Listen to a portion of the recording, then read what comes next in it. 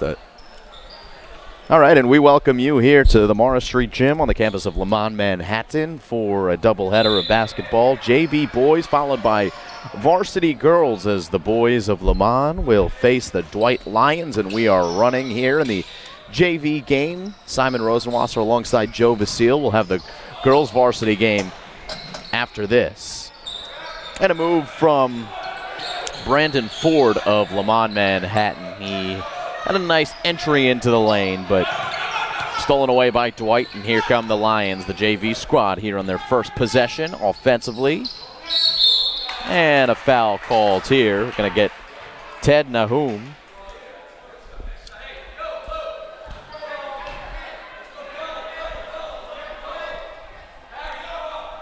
And Dwight will throw it in. A good entry. No roll, though. Ford got the rebound. And up ahead, Leman trying to run. Jordan Rodriguez running in full transition. Go out of bounds. Stay 0-0. And Simon Rosenwasser here. Joe Vasile. Joe, welcome to another full day of broadcasting here at Leman, Manhattan. It should be a good one. Couple of hoops games on tap. Boys JV first. Get the girls varsity coming up next. Starting to become home base for you and I here. As Dwight's got a mid-range jump shot. It's short. And the rebound for Leman in the form of Kimathi Talton. Ford's going to be open for three. Left it a little long.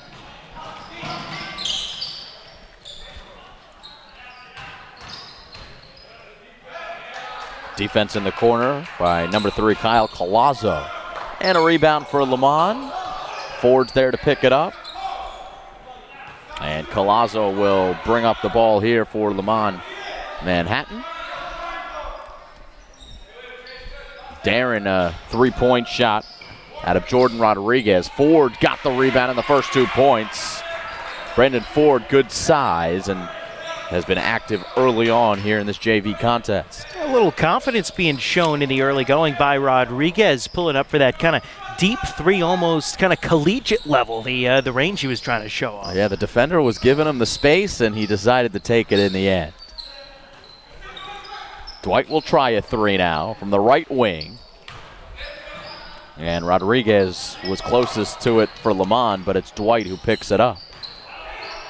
And Ford with an outstretched arm, able to get a hand on the Chase Stenberg shot.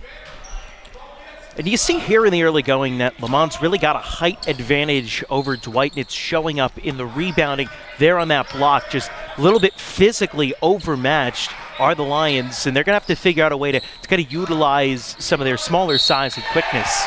There's one way to do it. A little pump fake will work from Jordan Sotomayor.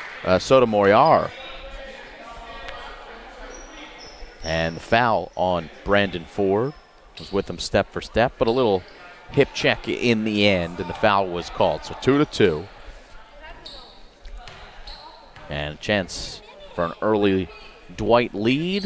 They will not get it as the free throw is no good from Sotomayor. Coast to coast here. Ford's got an offensive rebound among 3 Dwight players. Thought I heard a slap, but no foul was called, and it'll be a jump ball in the end. 2 minutes and change into this one. 2-2 the score. And Dwight will get a substitution in here.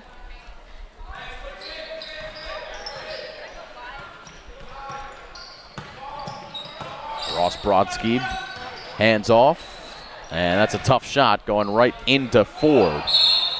Another loose ball, and it'll be Leman ball as Dwight did pick up possession, but they were on the baseline, out of bounds. Another Leman substitution coming in is Hassan Kennedy.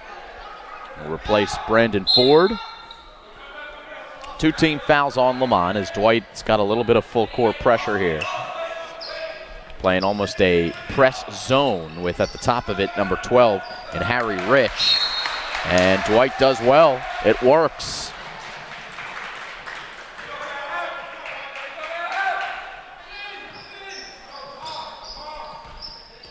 Dennis Michalik, the head coach for Dwight.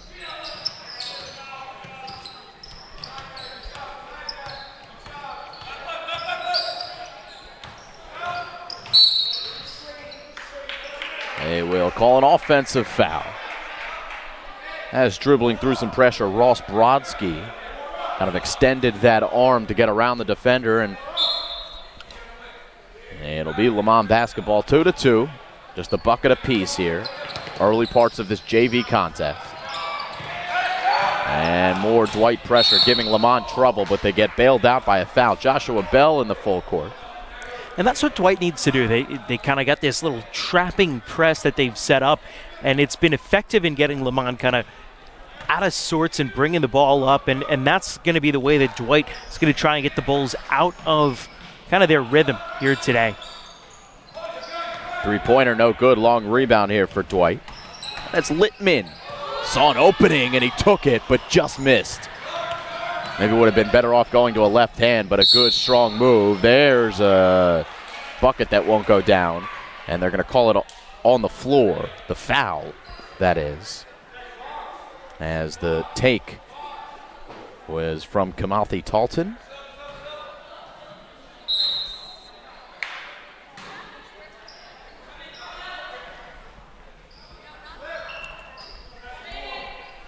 Wide open.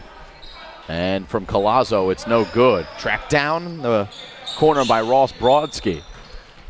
Halfway done the first quarter. Harry Leman for Dwight will pull up from the top of the key and knock it down. Good looking three-point jump shot there from Harry Leman. And it's a 5-0 run for Dwight. As Bell ahead to Rodriguez. And they skip it across as Leman looks for their first bucket since an early Brandon Ford score. Ford on the bench, had an early foul. Not sure if that's why he's sitting, but here's Rodriguez who goes all the way down. Another Dwight rebound. This one from Sotomayor. Ross Brodsky, three no good. Bell the rebound. Another deep three taken this time. It's by Dwight trying to keep that rhythm going. It's Bell, leaves it just short, comes right back to Rodriguez, and a jump step without a shot will be a traveling violation. And not the NBA. You can't quite get away with those. It's true, man. You watch professional basketball these days, and you wonder what they're teaching the kids now at the younger levels, as they are getting away with travels every single night. Oh, it was funny to watch the other night. As that is Harry Leman for two. After Steph Curry got called for a travel for a double back step move, his whole reaction was, oh, James Harden gets away with that all the time. Right. How come you never call it on him? Blocking foul. And it'll be drawn by Kamalthi Talton. No, I don't think that's necessarily the right thing. The right way to react to it. Well, I mean, you talk about the best basketball player that everybody thinks in the land, LeBron James. I mean, he gets away with them. It's that extra third step. Guys are so athletic now these days that the refs almost give you the benefit of the doubt. And in the corner, a three ball, no good. Rodriguez, an offensive rebound. 7-2 the score, 2.5 to go in the first quarter. As Leman looks to get some sort of rhythm going, but not going to happen on this trip as it's taken away by Leman. He runs in transition. Good hesitation and a finish there from Ross Brodsky. And a 9-0 run now for Dwight.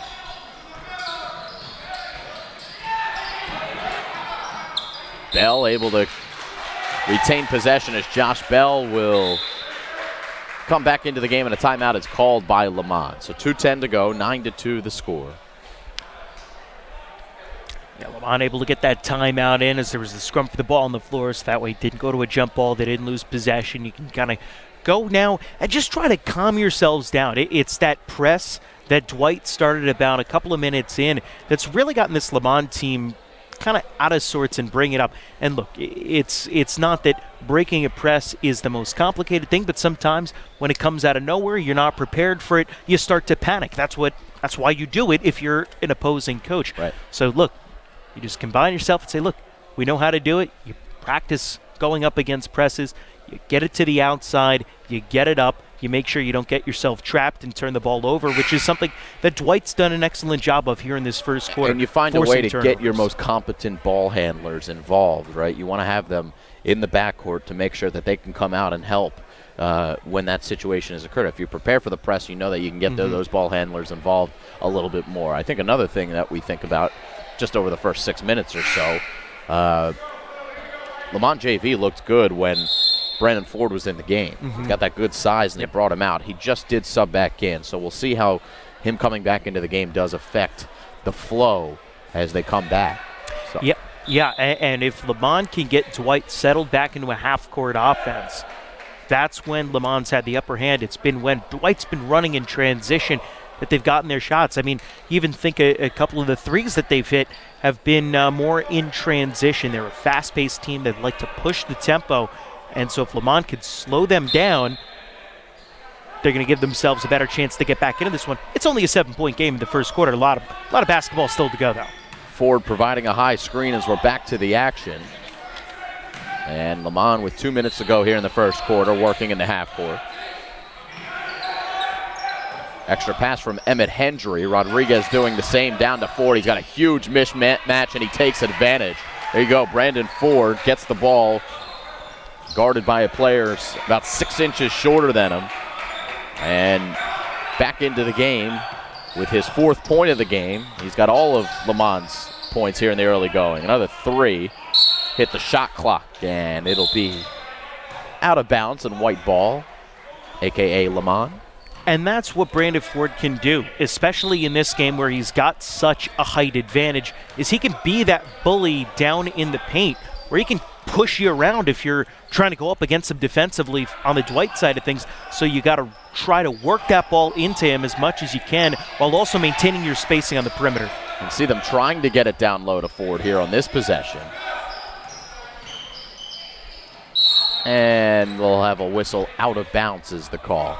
Yeah, I know a thing or two about bully ball. I'm a big Sixers fan, so watching Joel Embiid play over the last couple of years, it's been bully ball at its finest. And when you do have a guy that can physically dominate the opponent, it is a real advantage to have. Yeah, and that's something that at the upper levels of basketball, you think in the college game, especially this year, and in the NBA over the last couple of years, that kind of style has started to go away and started to be out of fashion. You look at big men who are shooting threes like crazy, spreading the floor, and kind of that whole analytics and things like that. But at the lower levels in high school, especially at the junior varsity level, you still need that big post presence. You don't have necessarily the well-developed outside shots that you get at the upper level. So having someone like a Brandon Ford, such a great asset to this team. So 9-4. Last call, by the way, was a charge against Dwight, but they just got possession right back. Gliding through, it's Brodsky who leaves it off. Now at the high post, they get it back to Sotomayor, and he does. And another bucket. 4 points for him under 20 seconds to play into the first quarter. Here in the first game of the doubleheader between, well, this first one, Leman and Dwight. The girls' game will be against the United Nations International School. 5 seconds to go, and the clock will stop in the final ticks. As entering the lane to the tune of a whistle, Joshua Ball. A little blocking foul. Looks like they'll call it on the floor. So 3.5 seconds for Leman to get it in the hands of a shooter if they're going outside, but they could go straight down low to the big man, Ford. Ford's going to set the screen here. And the referees will. The clock started moving down. Started, so it was 3.5 seconds. Yeah. Okay. Players are going back. Yeah, well, I think the players thought that they might have just been waving the end of the quarter off, right? But they're going to keep the players on the floor. They got to put 3.5 seconds on the clock, and they have. So 3.5 seconds on the clock. And clock operator apologizing for starting early.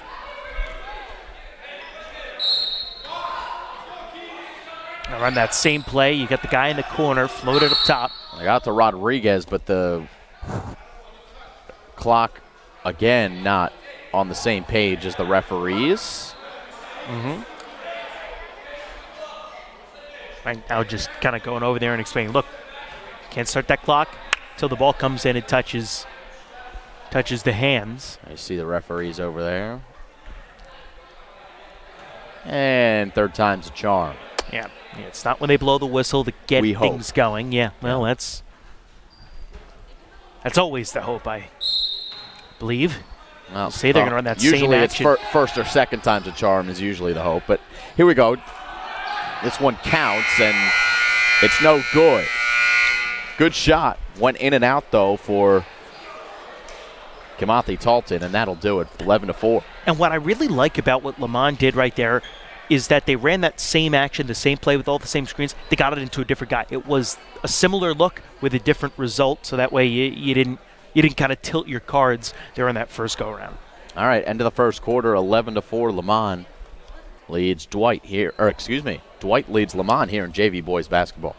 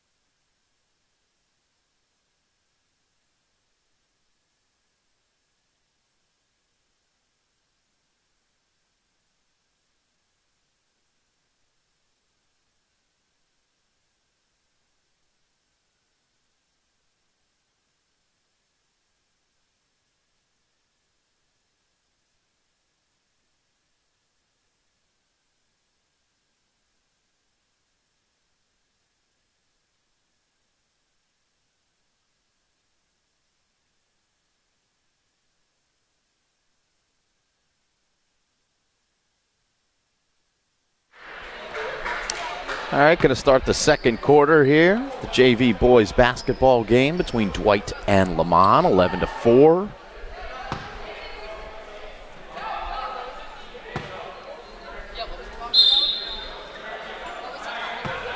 And Leman will start with the basketball here in the second quarter. Emmett Hendry feeding the high post. Taking it back out of the perimeter was Talton. Hendry running point. Dwight in the zone. And a three is good from Rodriguez. Jordan Rodriguez's first points of the game. I remember we saw Rodriguez take one from very deep back in the first quarter. This time, a little bit closer to the line. Excellent result for Leman to get things going in quarter number two. Confidence was there on both shots. Here's Harry Littman with a nice little up and under. And Brandon Ford the rebound off the miss. Rodriguez double teamed, lucky to get it to Hendry, but Hendry has to chase it down, and the whistle blows out of bounds. Yeah, Hendry, good effort there. Went sliding down on the ground, ended up sliding right into the Dwight bench. Trying to go for that loose ball. Lions will rattle home a three. Harry Rich. 4 different Dwight Lions now have scored, and it's 2 touchdowns to 1 in favor of Dwight. Talton. Wow, athletic move there by Kamathi Talton. Couple big lunges into the lane and not a great angle to finish on the baseline, but he did so. I really like what we've seen out of Talton so far today. Good bounce pass, and it's going to be a traveling violation. Harry Littman's been pretty impressive, actually, for Dwight. Has 5 points and a beautiful pass right there, but a traveling violation on the other end of it. And as we sing his praises, he will take a seat on the bench in favor of Stephen Donnie-Leave.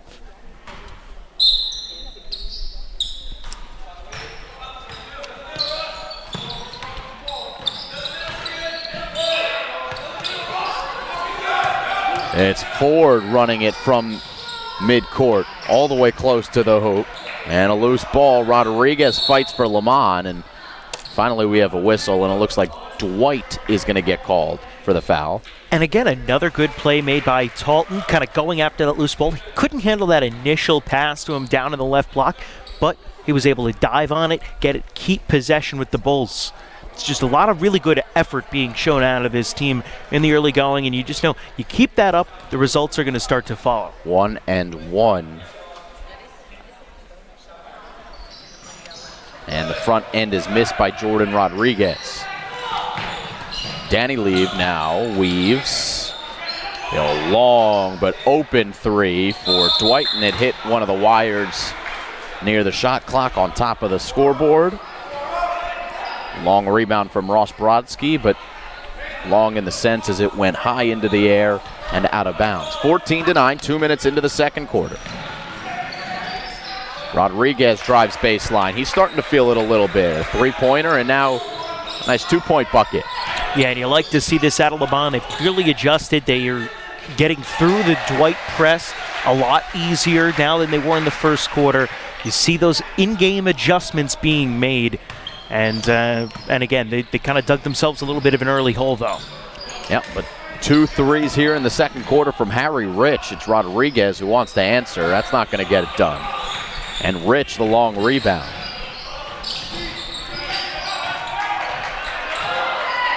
Brodsky dribbles to the other end. And Leman will set up defensively. It is another three from Harry Rich. 3 triples in the last 3 minutes of play for number 12 for Dwight. And his team with an 8-point advantage. And what was it? He's got 9. And what was it we were saying a little bit earlier, I was saying, I should say, about not always having the best developed outside games necessarily at this stage in your basketball career. But, I mean, Dwight's proven that wrong. They're knocking down all kinds of threes. Some of them have had open looks, but some of them have been fairly well defended and have started to go down for the Lions. So, look, if you're Leman, there's one time I had a coach who said, look, if they're going to go out and they're going to shoot 16 threes and make them, there's not really a whole lot we can do about that. Right. And right now, if you're Leman, there's not really a whole lot you could do about it. You could defend the perimeter well, which, again, you're doing sometimes, maybe not all the time, but if you're making them settle for a deep three that's an open look, you'll take it, because especially at this level, that's not a very high percentage shot, and you feel like more times than not they're going to miss, and then you're going to be there to grab the rebound. But those shots have been going down today for Dwight, and again, a lot of basketball left to go. It's only an 8-point deficit, and you're starting to find yourself offensively. You got to kind of remind yourselves of that. There's a lot of positives going on right now for the Bulls, and they can get themselves back to that spot where they were just a couple of minutes ago, moving the ball well, finding open shots, and putting the ball in the basket. Yeah, if you're coaching, you're always looking at the positives. And for Leman, the positive is they started to figure it out here in the start of the second quarter. If it's not for 2 Harry Rich threes, it is a 2-point game. So, tough battle so far. And a double dribble by Dwight will give ball back to Leman. Under 5 to play here in the second quarter. That time for Leman, you were able to see the good ball movement to get through the Dwight press. They just keep giving that same 1-2-2 pressing look, and Leman's kind of started to figure it out. 3 ball is cashed in the corner, and that is the second 3 ball as a team for Leman. First 3 of the game for Emmett Hendry, and Joe, you're right. There are a lot of 3-pointers, especially for a JV game, falling through here today. 4 for Dwight, 2 for Leman. Here's Hendry, can't get it to go. Ball, though, is there to follow. And that's, I was going to say, maybe just one extra pass that time from Leman. I would like to see Ball take that initially into the basket himself instead of dumping it off, but ended up grabbing the rebound and going up for the shot. But I'd like to have seen him a little bit more decisive and aggressive on that initial take. Well, here he is behind the D, and good hesitation. He's able to finish. Josh Ball with 4. And just like that, Leman within 1. So they're doing the right things. Quick 7-0 run for the Bulls. And I think a lot of it just comes down to a message of confidence for this team in that timeout. Where, like we're saying, look, you're doing the right things. The shots are just falling for them. If you keep doing what you're doing, eventually you're going to close that deficit. And it's been a 7-0 run for Leman coming out of that timeout. That was about 2 minutes ago. That being said, they're going to have to keep an eye on where number 12 is for Dwight. Harry Rich has hit 3 threes already, so he's clearly going to be a weapon from beyond for the Lions in this game. Under 4 to play. And it'll stay here with Dwight. Yeah, I was going to say they just try to get it into Rich there in the corner, try to feed him the ball. Yeah, they've got Josh Ball glued to him right now, man on man. I like that. I mean, look, Ball's been in the game for a little bit. We've seen his athleticism, his ability to run from baseline to baseline and just be relentless in the time that he's been on the floor. So, look, if you're going to mark him with one defender in a man-to-man, that's the guy of the 5 on the floor right now for Leman that I want to have matched up against him.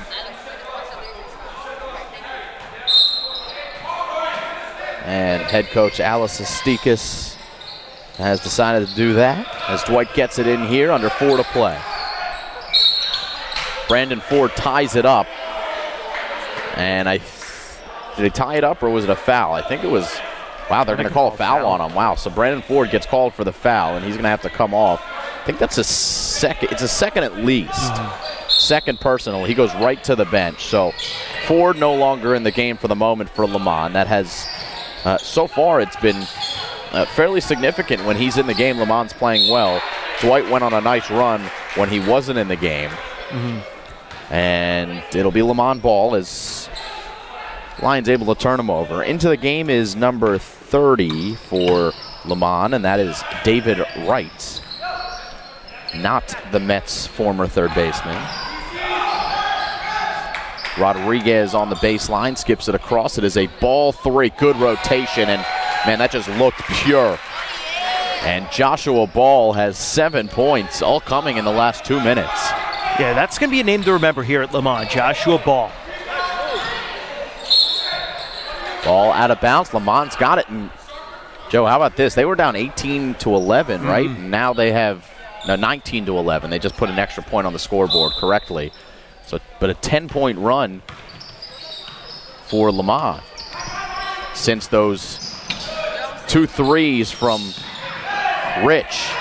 And look at David Wright on the floor and Joshua Ball calling timeout.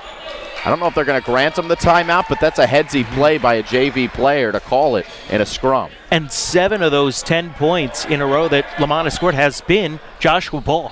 Like the 3-pointer, a couple of baskets underneath. He's really been the catalyst that has sparked this run for the Leman Bulls offensively and, like we said, defensively, going up against Harry Rich and kind of quieting his hot shooting touch. And once again, we sing his praises. He gets a seat on the bench. So checking in for Leman is number 1, Jacob Humphreys. Tough shot here. Good defense by the Bulls. And the ball out of bounds. It'll be Bulls ball. Dwight all of a sudden struggling offensively since Leman made some adjustments. They're playing really tight man-to-man defense in the half court. And again, I've said it 100 times here in the second quarter, figuring out how to advance the ball through this Dwight press. Although Dwight kind of gets away with it there. And the miss by Littman. Yeah, the miss by Littman. And out of bounds it goes. It'll be Leman ball, so they get away with one there, as you just said. And with 2:22 and counting in the second quarter.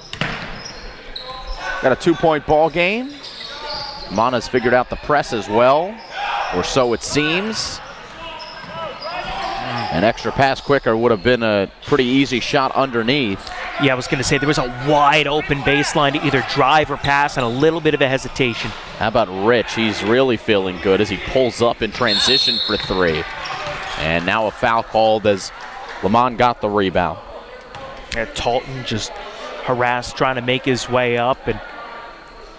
And Dwight over the limit. Some more free throws coming for Leman. It'll be another 1-1. And Dwight will get another substitute in the form of Leo Ginsberg. Replace Jordan Sotomayor.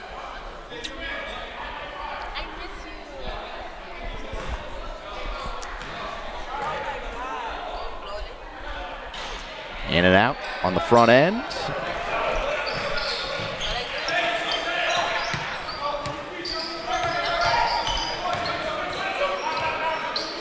Here's Harry Littman getting a high screen. Littman got a mismatch, put it up, rimmed out. And Leman with numbers on the other end. Wow, an entry, but a little high for Talton. A little too tall for Talton, I should say. Yeah, I don't necessarily think you need to be throwing something close to an alley-oop pass in that situation.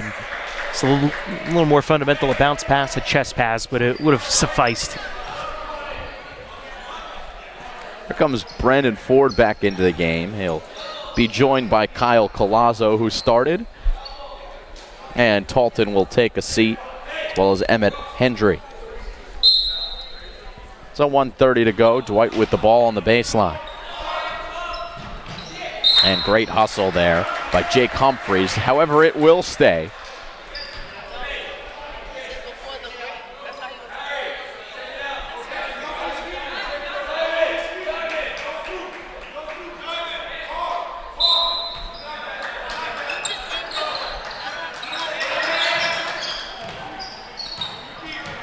Here's Littman receiving the screen from Rich. Rich will drive, bounce it to an open teammate. Couple feet from the hoop, and down it goes for Chase Stenberg. Courtesy of Rich, and we are knotted up at 21. Here's Rodriguez, who wants to change it, cannot do so. Rich the rebound. Littman, beautifully done. Harry Littman now with 7. And a quick 4 points for Dwight has put them back on top by 2.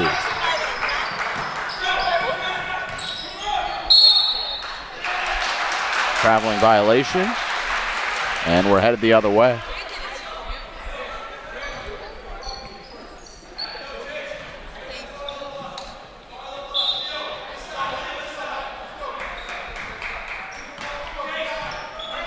So Ross Brodsky brings up the ball here for Dwight.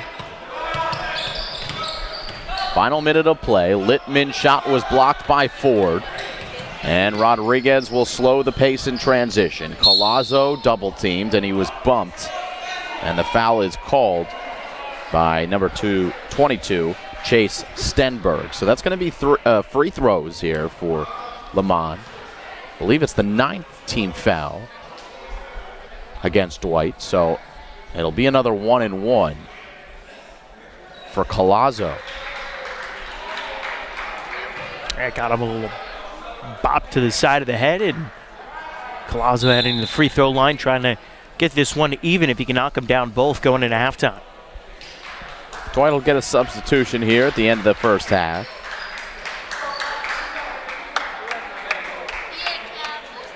Hofstad checks in for the Lions.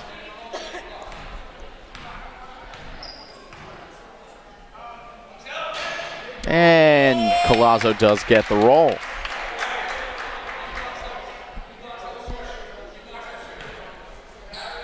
He is the 6th Leman player to score. I was going to say Tice Hofstad down there for Dwight, giving them a little bit of height. One of the tallest players we've seen in for the Lions so far today. We've talked about how they've been a little mismatched just in terms of the height and rebounding. Hofstad hopefully can give them a little bit of extra oomph down low. If I told you to spell the name Tice, how would you spell it? Not like Tice Hofstad. Yeah, you know the answer to that question. Yeah. 10 seconds left. And the last bout here for Leman. Collazo got his man in the air and then just missed.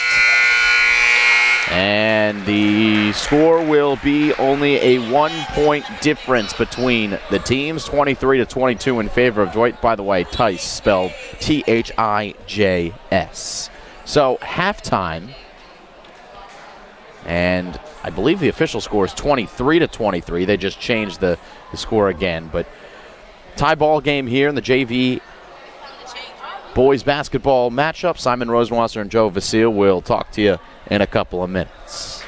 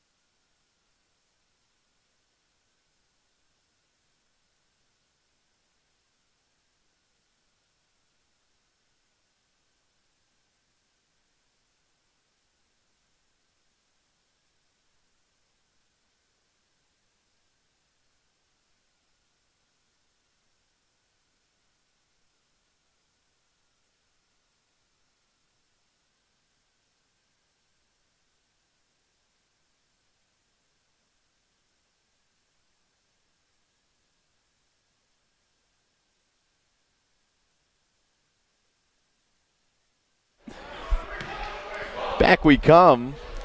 Morris Street Gym, New York, New York, the Big Apple. Simon Rosenwasser, Joe Vasile, bringing you live basketball here on the Play-by-Play Sports Network. Second half of the JV boys game. We'll have the girls varsity game to follow here. As Leman and Dwight are tied at 23 as we begin the second half of play. Leman now moving right to left. 7 points for Joshua Ball. 5 points for Jordan Rodriguez. Those are the leaders for Leman. Here's Rodriguez strongly into the lane. And a long rebound picked up by Ross Brodsky, and he'll slow the pace and bring it up for the Lions of Dwight.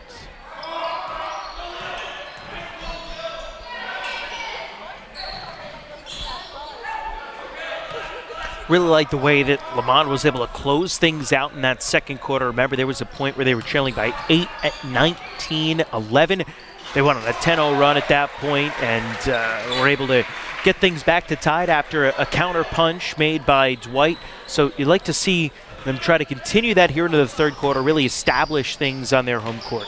That was a finish by Harry Littman, and he just got the steal as well. So he's doing work, but he passes right to his coach, who's out of bounds and not in the ball game. So they turn it back over, but Littman had a really nice first half. Good ball handler and had got out of some tight-quartered situations. And now has 9 to lead the Lions. Harry Rich also with 9, but all of those via the 3-ball. And a timeout called by Leman as Rodriguez was falling out of bounds, so he was forced to halt the play here early in the third quarter. Yeah, Dwight continuing with the trapping press that they played throughout the first half. And as Leman started to figure that out toward the end of the first quarter and into the second quarter, right there, kind of Dwight showed again. They were able to get that trap along the side and force Leman into taking this timeout pretty early on in quarter number 3. But it's going to come down to just kind of, again, making sure that you remind yourself, hey, here's what we did well when we were breaking this. We're moving the ball well, not allowing those traps and that help defense to come over to get us into the sticky situations that Leman found themselves really in throughout the first quarter. So it's just kind of reinforcing that message now, like, hey, you guys should feel good about yourselves. You played well in the first half, but you got to keep up that intensity for this final 16-minute stretch, a little bit less than that now, of basketball here in this game. 6:49 to go in the third quarter. Joe Vasile breaking it down for you. Simon Rosenwasser here with you. 25-23, and a Rodriguez 3 is short. Ball gets back. Talton. And that was Ball who got a tip on it. As it deflects out of bounds, it'll be Leman basketball. Leman basketball yet again. And you saw that last three-pointer from Rodriguez come up kind of well short, but obviously we know that's a shot that's within his range. You want him kind of taking that shot, especially from the corner. As Littman is able to steal it away and get 2. First person to double digits is Harry Littman of Dwight. And his 4 points here in the second half are the only 4 points of the second half. So it's a 4-point lead for the Lions. It was Talton weaving through the D, but a little out of control at the cup. And here comes a couple of substitutes for Leman. Talton running into his substitute, Emmett Hendry, and Ford also coming in. Brandon Ford back into the game. Joshua Ball also taking a seat for the Bulls. So it's Hendry who got an open 3 in the corner and knocked it down. 5 now for Hendry. And the other way, Littman misses. And Rodriguez the rebound. Got it to Wright in transition, and Wright will go to the line for 2. Good outlet pass from Rodriguez. And a couple of free throws coming And you like that out of David Wright. We didn't see a lot out of him in the first half. He only kind of came in later on in the second quarter when Brandon Ford got into some foul trouble. But good hustle up the floor, even though he's one of the bigger guys, not one of the smaller speed guys. He's got that good, again, like we talked about, kind of baseline to baseline hustle ability to get down the floor, catch that pass. Didn't finish, but he makes the free throws. Called it off the bank, the second free throw too, and the Leman Bulls will get it back as it's thrown away by Ross Brodsky. Looks at his head coach, Dennis Michalik, and says sorry. Try not to do it again.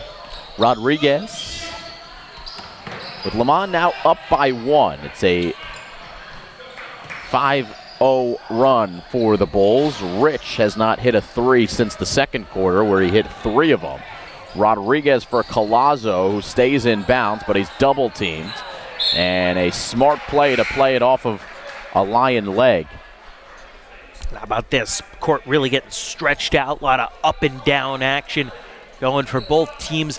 I'd like to see a little bit more control with that out of both sides. So both offenses, especially when they get out, they start breaking. It's good, but just a little bit out of control at times. There's Joshua Ball.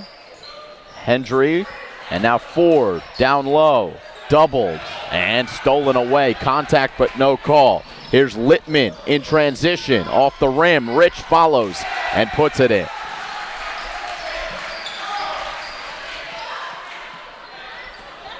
So Harry Rich now with 11, and back to a 1-point lead as Ford will go right at the cup and draw the foul on the floor.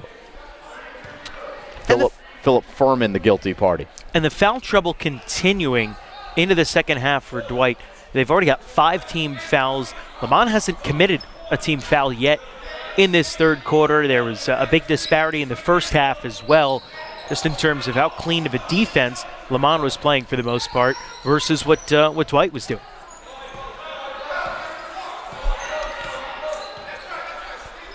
So it's Emmett Hendry. And now Collazo, they'll go down to Ford again. He's got a mismatch, and yet again, the Lions double team him. Ford kicks it out. It's a Hendry 3, and it's just off to the left.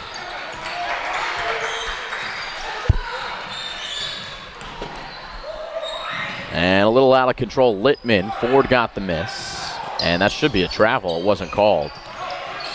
Wright got away with one, and now it's Collazo over midcourt. Collazo, Hendry, and now Ball. Back to Collazo. Will bounce it down to Ford. And it'll be another foul. You can see, Joe, look at Dwight collapsing every time they try that entry pass down to Ford. He's got the most size, and Leman wisely trying to utilize that mismatch, but Dwight's defending it well. Yeah, Dwight, they're just playing a little 2-3 zone here on that possession. They got it down to Ford. The help side man came across. They even had a triple team on him. There wasn't really much of a place to go for Brandon Ford. Kind of got bailed out by that foul. I'll go right back down to Ford again. He finds the open man in Collazo. And he did not get the 3, but it was a good look. And I think you made the point earlier in the broadcast, Joe, when you got a guy with size like that, it'll open things up for the guards as well. And on that series, Collazo had an open 3. Just got to knock it down, though. That is a 3 ball, and it's good for Dwight. And a timeout is called. Chase Stenberg for 3. He's now got 5, and it's a 4-point lead for the Lions of Dwight. I was going to say, speaking of open looks for 3, there was one right there going the other way for the Dwight Lions. They had the shot. They kicked it out, knocked it down, just like they had when they were very successful early on. They were taking a lot of 3s, and they were falling down. Then they kind of went dry. Now this looks like starting to pick it up a little bit from an offensive efficiency standpoint.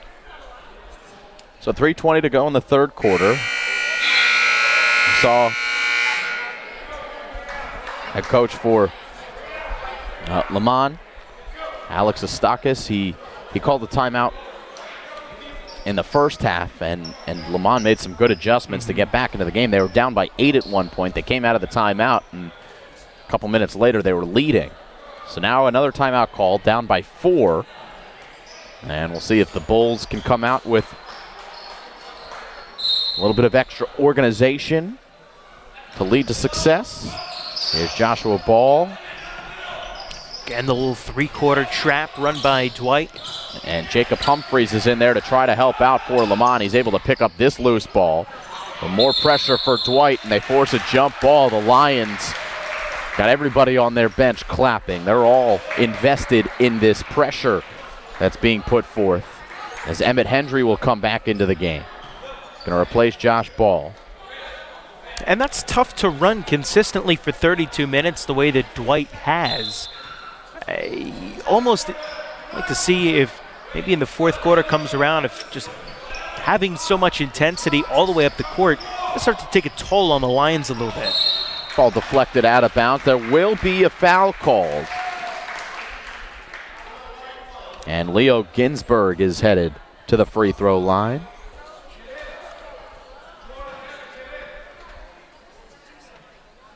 And set to check in is Jordan Sotomayor.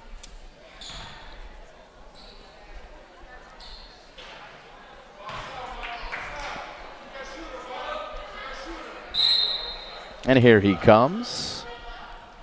Sotomayor on the floor, Ginsberg on the floor. No Kavanaugh on the floor for the Dwight Lions.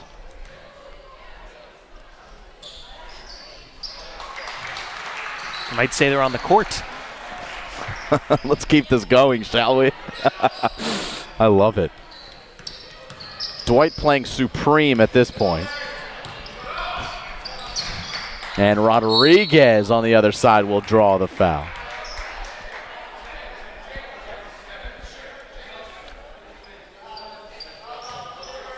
And Rodriguez will have a couple of free throws here with his team down by 5.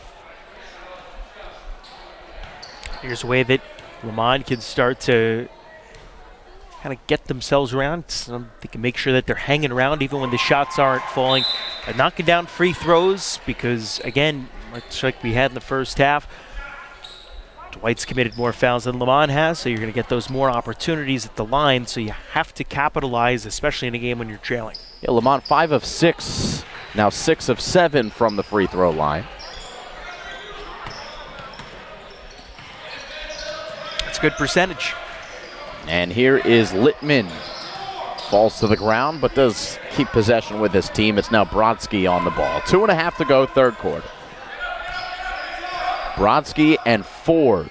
It'll be Brodsky who wants the 3. And the rebound tipped around to Hendry.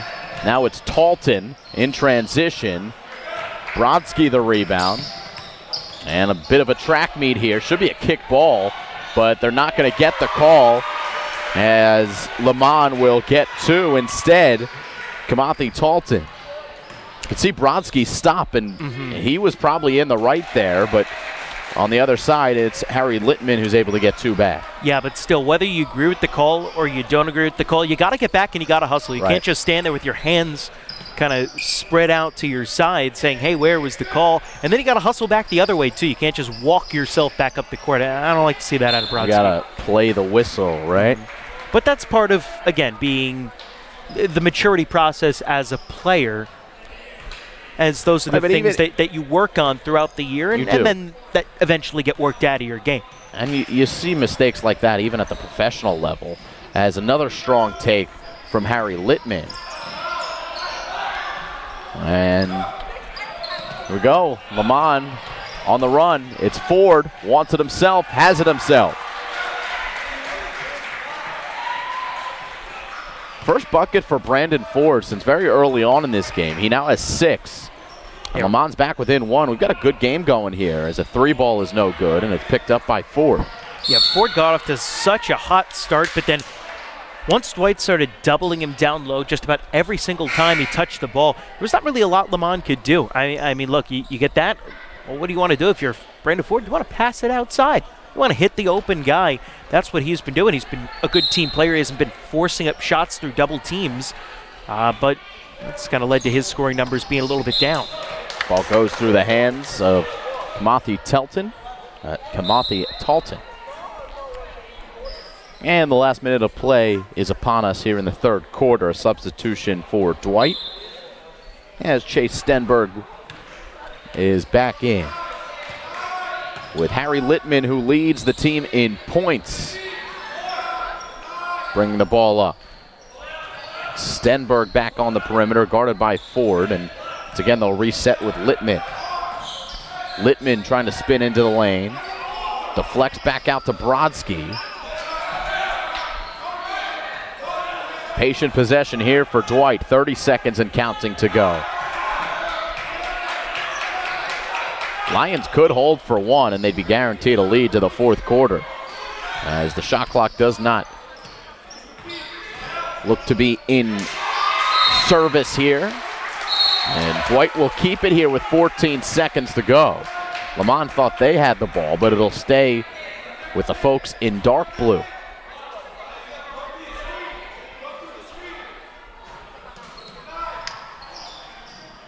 Like to run that action, getting it to Rich down in the corner out of those baseline inbounds. Littman with 5 seconds to go. He's got to make a move. Got the three up. Too long. And that'll do it. So we've got ourselves a 1-point game going to the fourth quarter. 35-34, Dwight on top of Leman. It's been close throughout. We expect it to stay close in the final frame. Simon and Joe back with you here for the fourth coming up.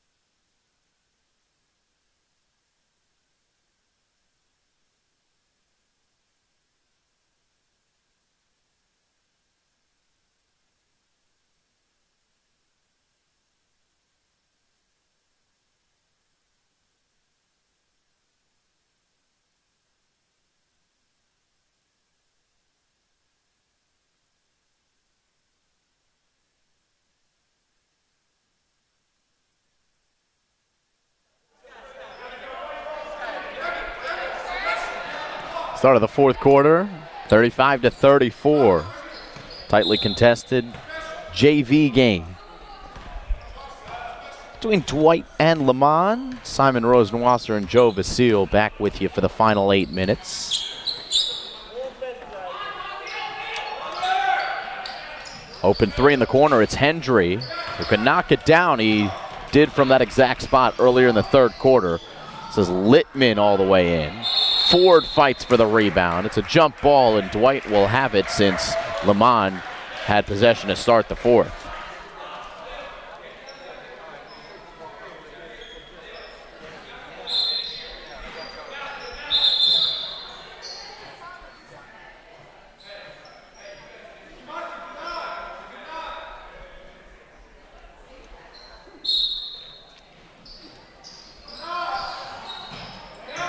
Get it into Rich here. Open three for Brodsky, left it a little bit short. Stenberg had good position on Ford, and when you've got good position like that, you'll often get the foul called on the other player. And that's what happened there as Brandon Ford reached over Stenberg. So here's Rich. Back to Brodsky. Had to throw it up. He did not get any separation. But Stenberg got the rebound. Here's Littman. Blocked by Ford. And then out of bounds it goes. Last touched by the smaller Littman.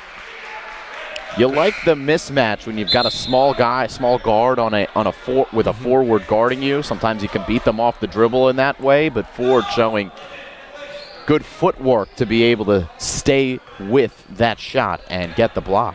Yeah, we've seen that Brandon Ford can really defend whoever he's put up against. We've seen him some good perimeter defense, interior defense. Just a little bit of foul prone, a little bit of foul trouble today. Dwight's going to get possession after this 50-50 ball. Still remains 35-34.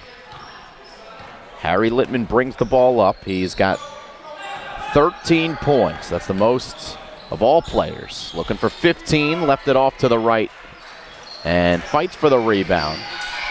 Good job by Talton to go grab that one. And almost threw it away right under his own hoop and ends up giving possession to Dwight, and they make him pay. Harry Rich for 2. Rich now with 13. And Leman going to have to deal with the pressure yet again. Traveling violation. That's yet another turnover forced by the Lions, and now it'll be Rodriguez to come in. You'd think to help out with the ball handling aspect of breaking the press. When Leman broke their huddle at the end of the third quarter going into the fourth, they said, finish. That's not what they're doing right now. They're not finishing well. Littman able to keep balance. This is a deep three from almost half court, and another offensive rebound. Loose ball picked up by Stenberg, and all of a sudden he finds his way into the lane and will draw the foul. So it'll be Dwight with a couple of free throws, chase Stenberg to the line, and one thing that's been noticeable here in the last couple of minutes is the offensive rebounds for Dwight. They don't have the size, but they've got the grit and determination, recently at least, to be able to pick up those 50-50 balls.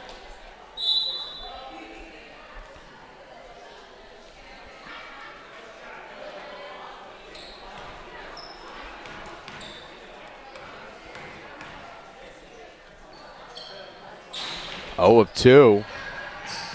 Ball goes out of bounds. It'll be Leman basketball, but yet again, you see the hustle there from Harry Rich, fighting with all he had to pick up that loose ball. 37-34. Leman brings it up. They've had some trouble in recent memory of keeping possession.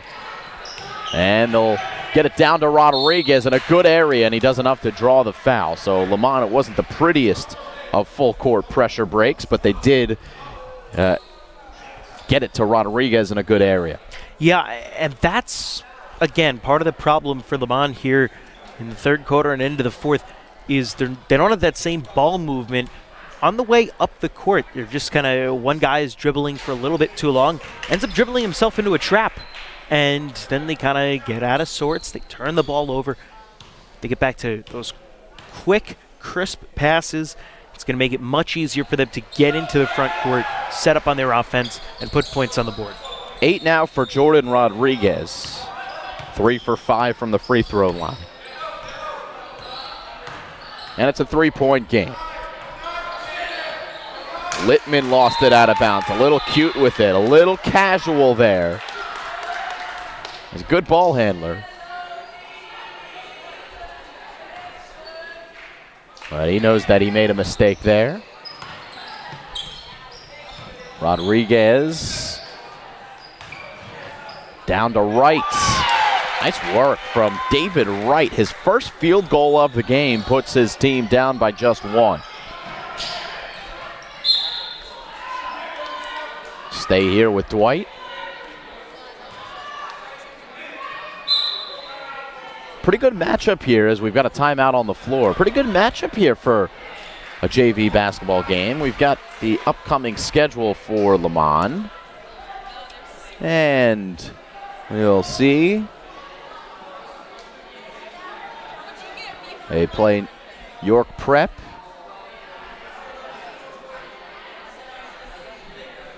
As well as Rudolph Steiner.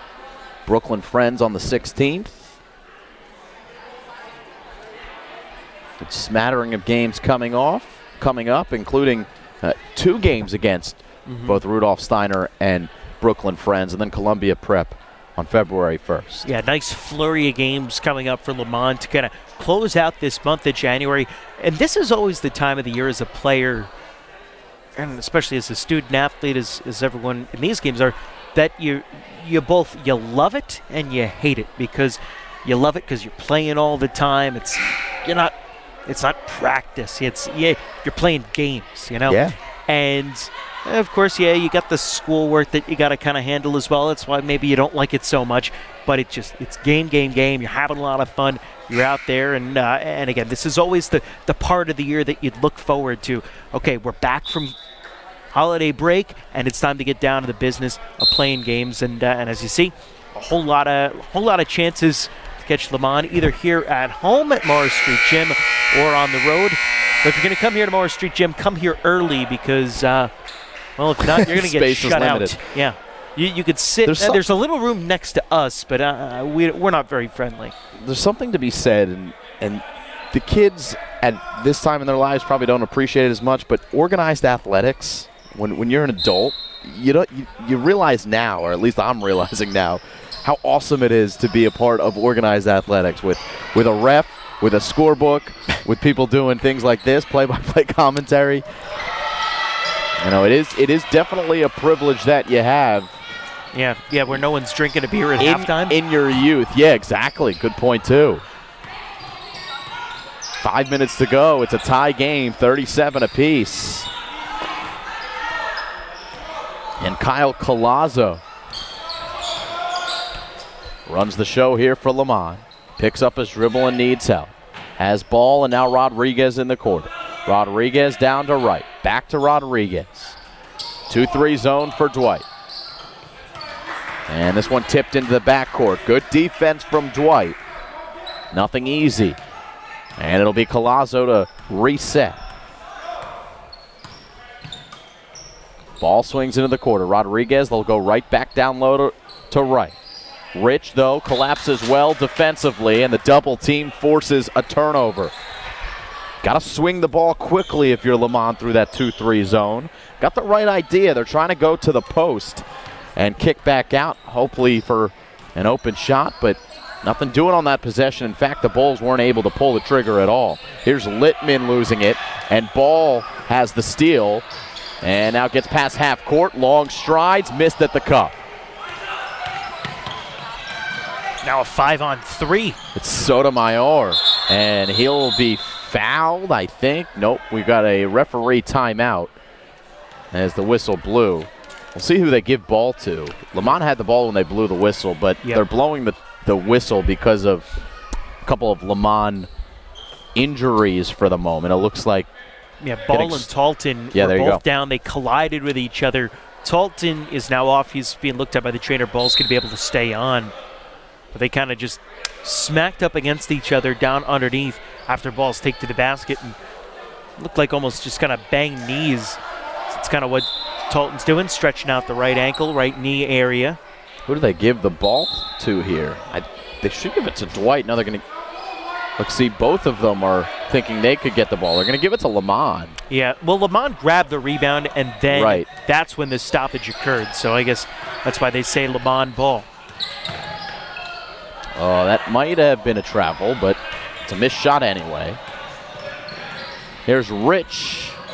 Full court. Transition. Nothing doing. Now back out to Littman after the Sotomayor rebound. 3 ball is short. Rich got another offensive rebound.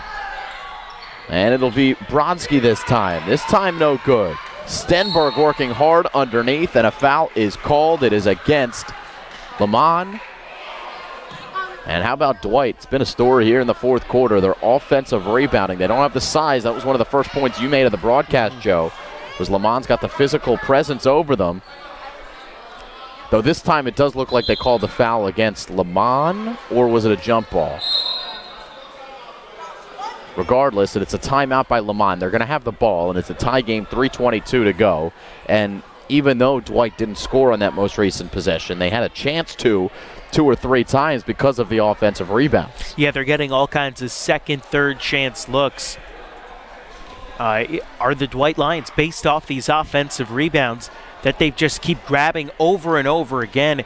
And that's a sign you got to like. I mean, look, coaches, they'll talk to you ad nauseum about the importance of grabbing rebounds, especially on the offensive glass and giving yourself those extra chances to score. It's a coaching cliche because it's true.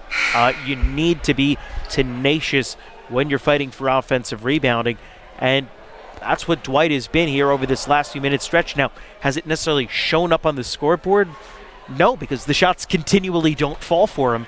I mean, that's one of the reasons we're only tied at 37-37 when Dwight could have an 8-point lead at this point if they knock down a few more shots, especially off these second chance opportunities. But you give credit to Leman for playing the defense on that. And that was a very long buzzer that came in, by the way. I'm sure everyone heard that. A little bit longer than normal. Well, I think it's a manual buzzer. Oh. You get a little trigger happy with the I see. Well, the finger on the button. Clock operator wants to make her presence known. Oh, we know.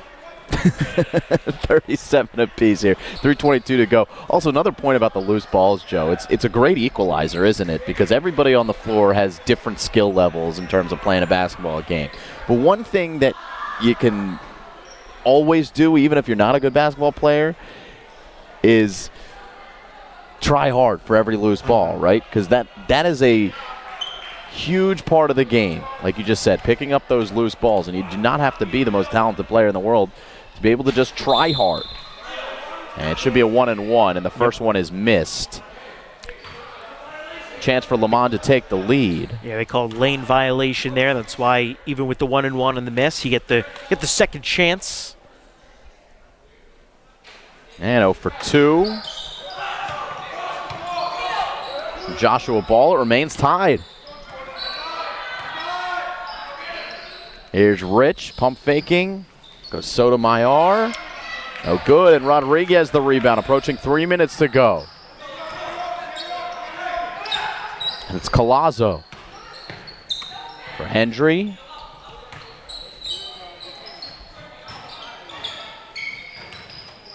Trying to force it to right in the middle.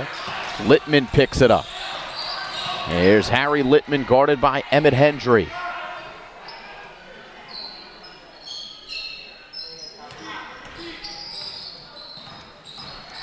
Brodsky with a good stutter, and he found an open man in the corner. It is drilled for 3. That is Leo Ginsburg, his first bucket of the game. And it's a big one. Rodriguez deflected at the cup, and Ginsburg the rebound. And now Littman brings up 2:15 to go. Dwight up by 3, now up by 5. As Rich, who's been hot from 3, decided to give up the 3-point shot for the much higher percentage. 2-point bucket for Jordan Sotomayor. 6 points for Sotomayor, and a 5-point lead for the Dwight Lions here with 2:08 to go. Nice flurry from Dwight. Yeah, and this is exactly what we were talking about in the last time out, where, with the way that Dwight was playing, it could have very easily been an 8-point game at that point. Here, all of a sudden they are. Quick little 5-0 burst, a couple of missed free throws on the Leman side. We were talking about how important that was going to be throughout this game to, when you get to the line, knock it down, because you've got the foul trouble advantage kind of on your side. But they just haven't been able to do that so far here in the fourth quarter. Dwight's taken this 5-point lead, and now you've still got time. You've got 2 minutes and 8 seconds to kind of dig yourself out of this hole. But it's going to have to happen fast, especially if you're not able to get back on defense and knock down Dwight defensively and make sure that they're not getting the good looks that they've gotten over the last couple of possessions. So 2:08 to play. Leman has to come up with something offensively here to work themselves back into the game. And Dwight, who had been pressing, is going to play a little bit more conservatively and hold off their pressure to just half court. But Collazo does pick up his dribble, and Rich almost came away with a steal. At the very least, he's going to wind a couple of seconds off the clock. And Leman will have to reset, but it's Littman and Rich near half court supplying pressure. Almost a 1-2-1-1 pressure zone for Dwight. And Leman works themselves out of it. And only for the moment as Dwight continues this zone pressure, and it's working well. Emmett Hendry got out of it, and the foul is called. That is foul number 8. It's a 1-and-1 situation, so it'll come down to free throws as well here in the final minute and 36 seconds. Emmett Hendry to the line for a 1-and-1. Very big here. Can Hendry knock down these free throws? Get this back to a 3-point game if he can hit them both. At the very least, you got to hit the first. And he does that well. 6 now for Emmett Hendry. Now trying to get it back to that one possession game. And 1 for 2. 1:30 to go, and Dwight going to be in no particular hurry. But Brodsky will go right to the rim. He'll miss, and a great follow by Sotomayor.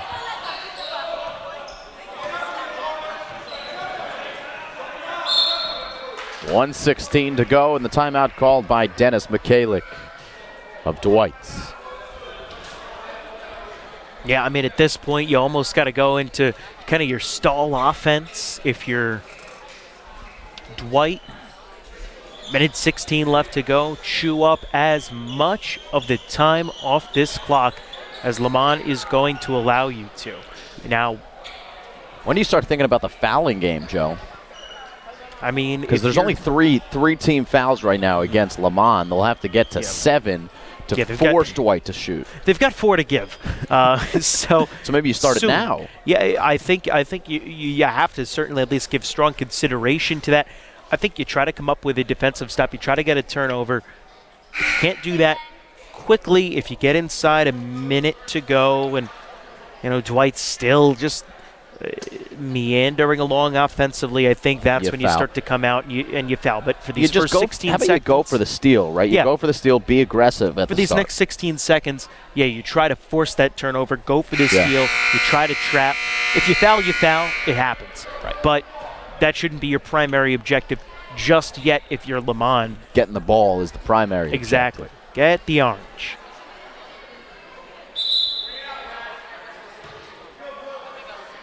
Pretty good in terms of the matchup, though. Both teams pretty equal in this one. Yes, and some bright futures for a lot of kids on the floor. A lot of bright futures, a lot of good looks, but again, you also see why players are playing here. Good talent, maybe sometimes a little out of control, or just needing to refine certain areas about the game before they're ready to kind of take that next step. But again, when you're able to do that throughout this season, you're able to get that down, and it should be a lot of competitive basketball ahead. And in some cases, some growing to do for some of the players, including Harry Littman, who's been impressive for Dwight, as well as Kyle Collazo for Leman, who was just fouled. So Leman, again, in the bonus. This is a possible gift of a couple points if Collazo can make his free throws. Yeah, it's funny. We were just talking about, does Leman start fouling? Well, they were able to get a missed shot and then got a foul from Dwight, giving them the chance to score with the clock stopped. I mean, that's something if you're Dwight, you're up by 2 possessions. You cannot foul. Yep. You just cannot. 1 for 2. And a loose ball picked up by Littman. They got it the right man's hands, but he gets mauled from behind. How are they not going to call a foul there? It's a ball, or not ball. It was Kamathi Talton coming in from behind. His left arm got on the back of Littman, and man, they're really letting him play here. Even though it would have only been the 4th team foul. deflected out of bounds. It'll stay here with Dwight. And the clock is still running.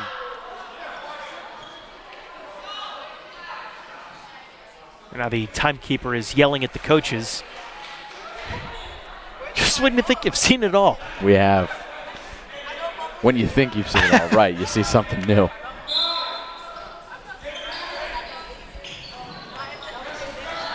And now the clock's not running.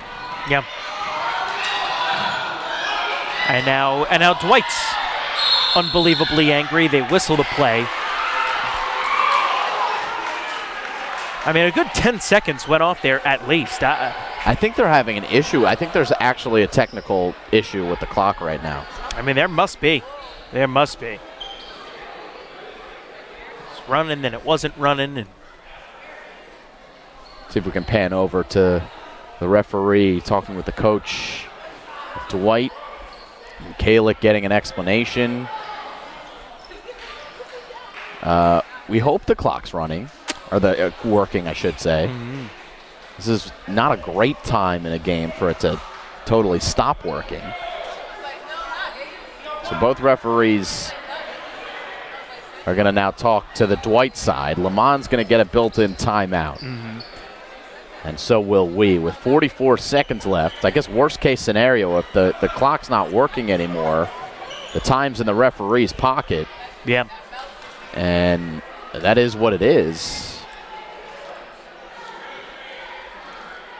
The referee's pocket, and the score's in our heads. And well, let's see. I mean, if the clock's not working, I got to imagine maybe the scoreboard might not be able to change the score either. It's all one one machine. We're playing a guessing game here, aren't we, from across the way. And I guess we'll only really find out if it's working if they resume play and the clock runs. Mm-hmm. Well, no matter what, we're still going to have another game. Good point, Joe. We've got hopefully we'll have a clock for that one. Yeah, Leman girls versus the University United Nations International School. Going to be a fun one. It should be. Joe, be taking over the play-by-play. All right, so well, at least we can put 38 seconds up on the clock. 38 seconds. Okay, so they actually officially now 37.5. Did it start running for half? I wasn't paying attention. Huh. Well, nope. Back to 38. We'll stick with 38 seconds left here in the fourth quarter. 42-39 the score. And Leman will have the basketball. They need a three-pointer to tie. If you're Dwight and you're starting to see the clock dwindle down to 5-6 seconds left, you would think about fouling, because the best Leman could do would get 2 points, but we're not at that situation quite yet. Turnover. You do that. And now the fouling game starts for Leman. Fourth team foul against the Bulls. 3 more until the bonus. Yeah, and that's the danger, like you said, of not starting to foul sooner in this game. Now you got to waste time here in the guts. A couple of seconds are going to tick off each time. And or more than a couple, or the clock doesn't start again. No, the clock did start, rather. I think. We're at 22.2. So that, I believe, is perhaps there's a syncing issue between the scoreboard controller and the scoreboard itself. Mm-hmm. Yeah, it seems to be going for a little bit after the whistle.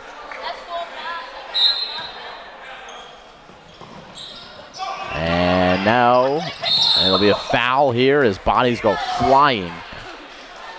And Dwight will have a chance to ice this game at the free throw line. 17 seconds left. 1 more foul to give. Nope, they're going to say that's the 7th. So to the line goes Harry Littman. Check that. It'll be Ross Brodsky to shoot. Looking for point number 7.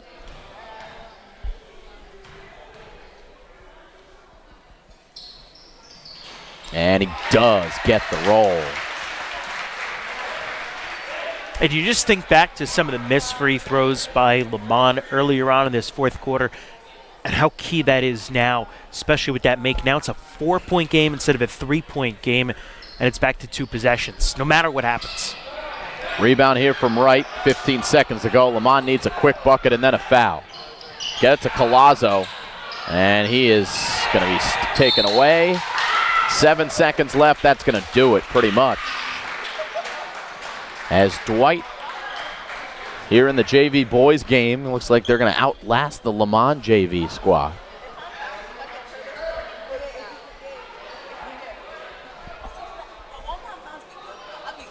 And the finishing touches will be looked to be put in by Harry Rich.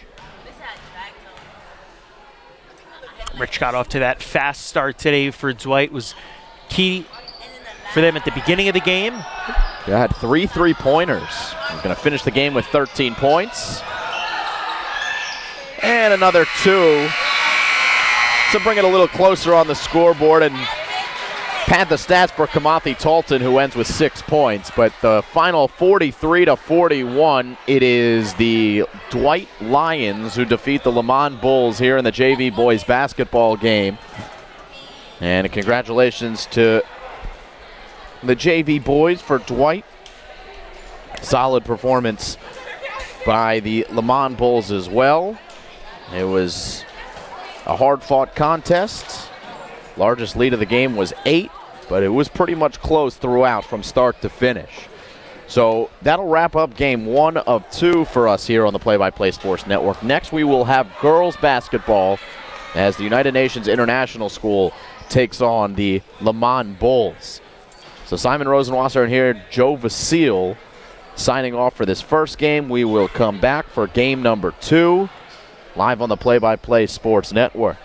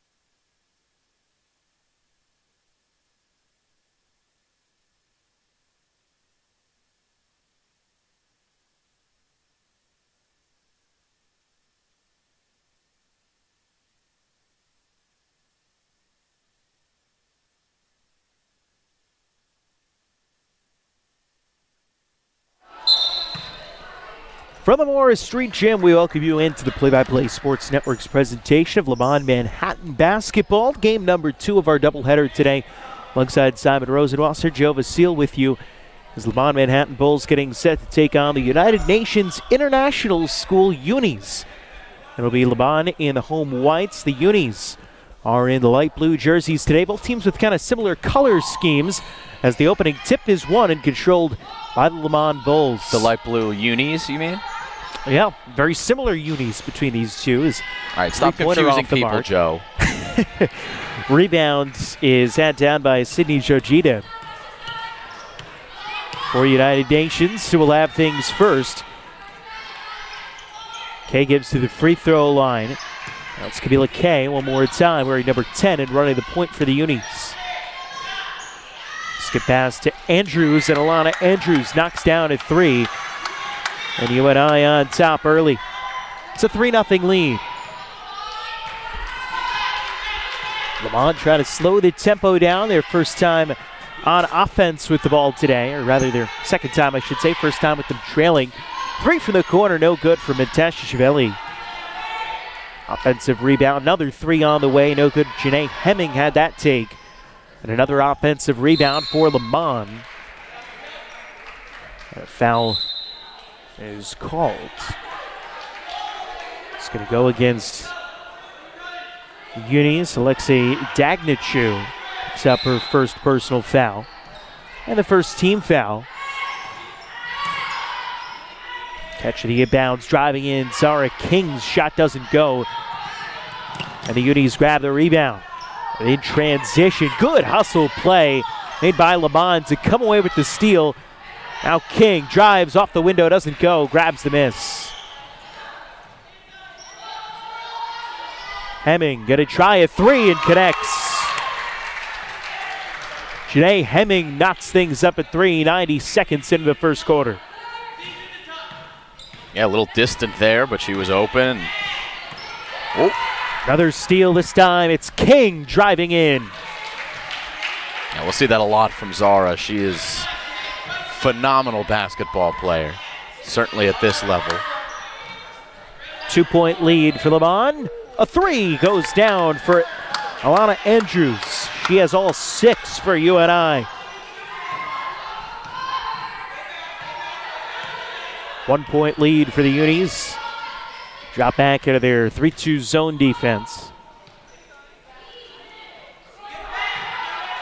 Izzy Diaz trying to direct some traffic. Not a lot of movement off the ball for Leman. Into the corner, King tries a 3, too strong.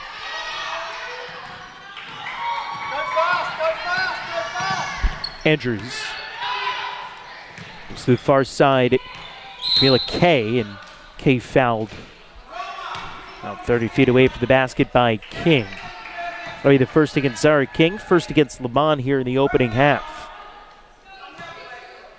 1-point lead for the Unis. Leman comes in, 6 wins, 2 losses on the season. Trying to prove to 7-2 as they force another turnover.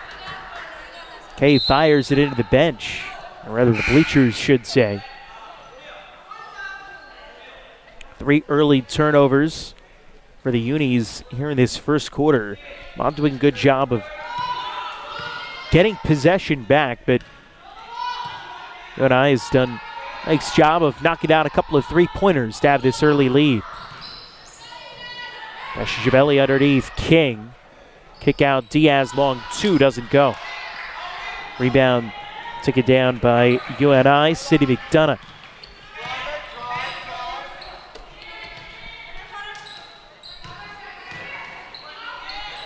Up with the shot is Rama Hamazawi. Doesn't go down though, and Dashavelli grabs the rebound for Leman. Far too strong for the baseline by Janae Hemming.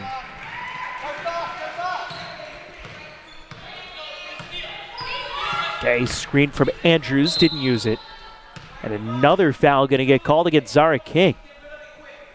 That'll be 2 quick ones against King. The only 2 fouls Leman's committed so far here, Simon. Nearly halfway, almost, into this first quarter. Yeah, and she's such a key part of this team. She's going to stay on the floor even with 2 fouls. There's a lot of confidence. Yeah, clearly has to be smart, though. She's young, only an 8th grader. And so she's got to be smart here with 2 fouls to not pick up any more. You don't want any more than, well, 2 is probably more than most coaches would want anybody to have in the first quarter, but she's going to stay on the floor. Kay going to try a 3. Doesn't go down. Diaz grabs the miss. And Leman sprinting in the other direction. King mishandled, grabs it back, up with the shot, bucket good, and the foul. Yeah, and that's why she stays on the floor. Zara King with a chance for a 3-point play.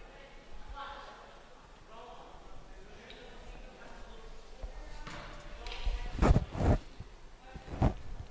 goes against Sydney Jatita. Free throw up and good. King's got 5, and it's a 2-point lead for the Leman Bulls. Halfway through quarter number 1. We thank you for joining us here on this Tuesday night. Stolen by Hemming, all alone, off the front of the rim. And then out of bounds. It'll stay with the Leman Bulls, but Hemming in transition. Left it a little bit short on the layup. Yeah, but possession here still with Leman. Substitution for the Unis. Anouk Merman comes on. Sadie McDonough makes her return to the match as well. King gives outside. Hemming for 3. 2 strong. Offensive rebound by Hortz. Kick out to Diaz, who knocks down the right wing 3. First 3 points for the sophomore Izzy Diaz. And it's a 5-point lead for Leman.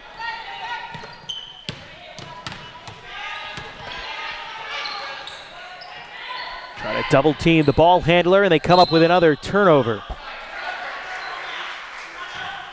Stepped on the baseline, so it'll stay with the Unis. We're going to take a timeout. There were 3:22 left to go in the first, and after a little bit of a slow start for Leman, started to turn it on lately and continuing to play strong defense, forcing turnovers, and that's one of the reasons leading to this timeout. Yeah, a couple 3-point buckets for the Bulls, 11-6. I'd say 4 minutes and 40 seconds into the game, you got 11 points. You're feeling pretty good about that. So a 5-point lead, 3:22 to go. Yeah, good start. Offensive, especially for a girls basketball game, it's a pretty good start for offensively for both teams. Yeah, UNI knocked down a couple of 3-pointers, both belonging to Alana Andrews. All 6 points for the Unis. See if they can try and get another look. Kay has it blocked by Natasha Chiavelli. Hemming grabs it up ahead for Greta. Back underneath into the corner. Diaz for 2. Swirls down. Yeah, Diaz, that's a good sign for Leman with a couple of jump shots that are right on the money. Tip pass out of bounds. It'll stay with United Nations, but and if she's going to get the rolls like she just got, she's in good shape too. Some friendly home rims for Leman Manhattan. And a travel. Sydney McDonough turns it over with the walk. A little bit of an awkward move around the perimeter. And they'll get called each and every time.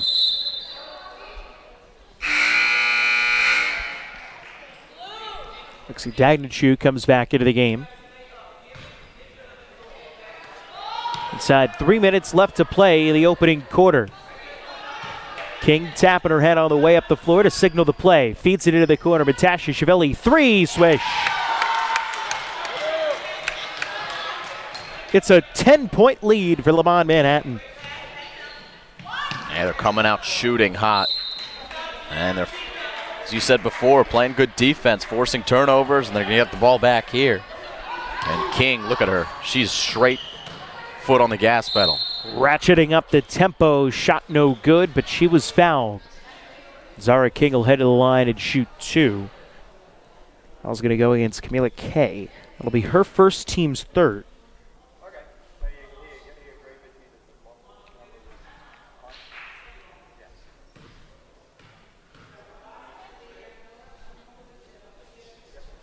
On up 16-6. It's been an 11-0 run.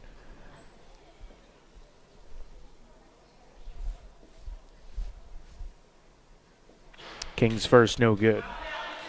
She's got 1 for 2 for the free throw line here today. She completed a 3-point play earlier on in the game. Second on its way. That one does go.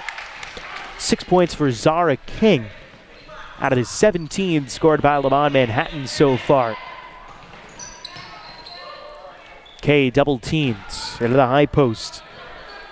From Zowie. Shot doesn't go. Rebounded by Leman. The Bulls charging. Kick it out. Diaz, 3. Way short.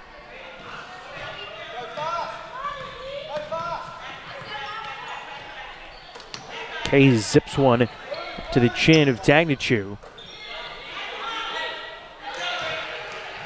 More active hands defensively for Leman. Tip pass goes out of bounds. It'll stay.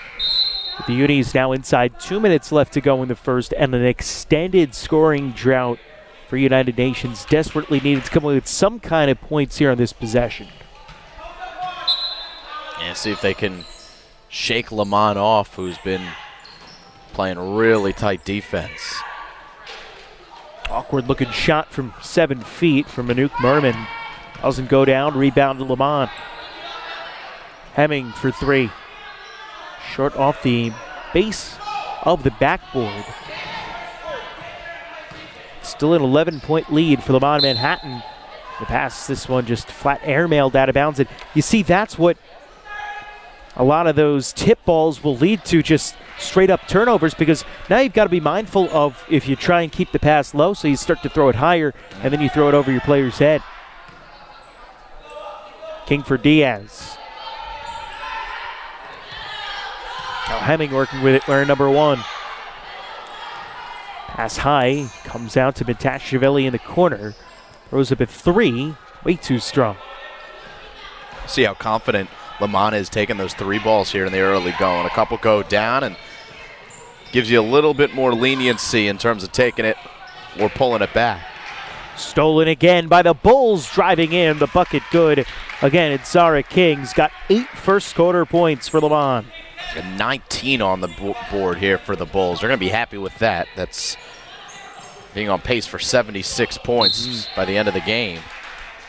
Tip ball again out of bounds. It'll stay with the UNIS, but it just feels like none of their passes have been getting through clean. They've either been tipped or disrupted somehow, and that one just flat stolen away by Percy Hort. Dashvili driving, lefty finish. 5 points for the junior, and it's a 21-6 lead and a 15-0 run for Leman Manhattan. Another tip pass. This time it was Hemming.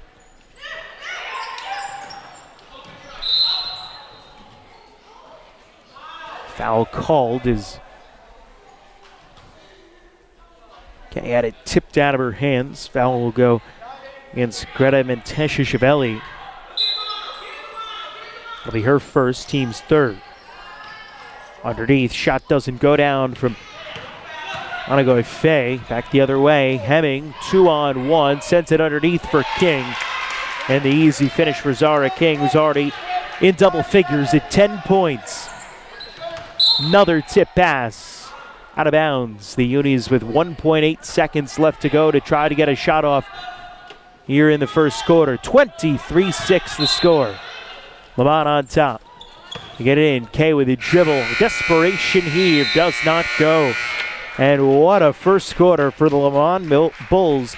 They lead it 23-6 at the end of 1 over the United Nations International UNIS. Take a step aside, come back with quarter number 2 here on the Play by Play Sports Network.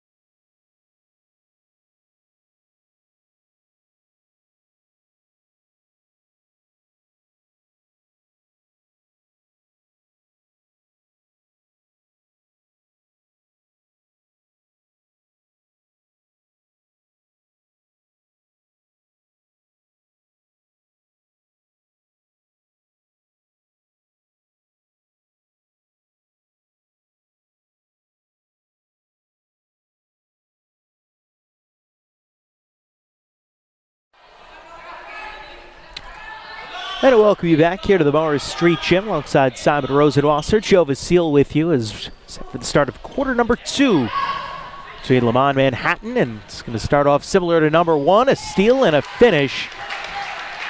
Underneath for Zara King, who picks up right where she left off. 12 points for the 8th grader. It's a 25-6 lead for Leman. It's a 20-0 run and another steal for King and another finish at the basket. Make it 14 and a 22-0 run. Yeah, she is going to be a problem for pretty much every team that she plays. And this defense right now a problem for UNIS. Having with the steal, King taking her time and finishes 6 quick points for Zara King. 40 seconds of second quarter play. 29-6 and a timeout taken by the Unis. It has been very quick to kind of snowball on them here in quarter number 2. We'll take a look at some of the recent action for Leman Manhattan in case you kind of missed up just to get caught up. See the 2-game winning streak there to start the season.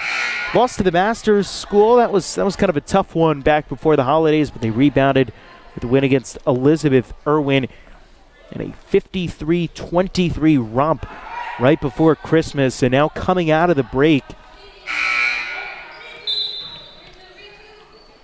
the route is almost on in the early going for Leman. A 23-point lead and another tip pass and a steal by Janae Hemming.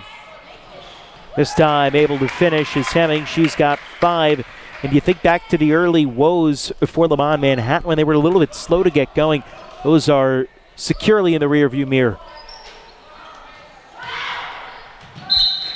And he's able to get a shot off. Didn't go down. Goes out. It'll stay down on this end of the floor. A 31-6 lead for Leman Manhattan. It's a 26-0 run here in this first half.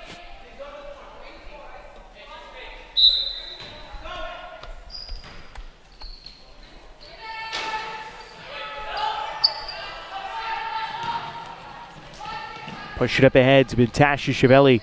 Long 2 from the left corner. Doesn't go. Rebound grab by Hemming. Leman gets the call to run their offense here. We've seen them have success in the open floor, and rightfully so after all the steals, but now we get to see them set up in their half court. Tip pass goes out of bounds. It'll stay with Leman. 14 seconds left on the shot clock.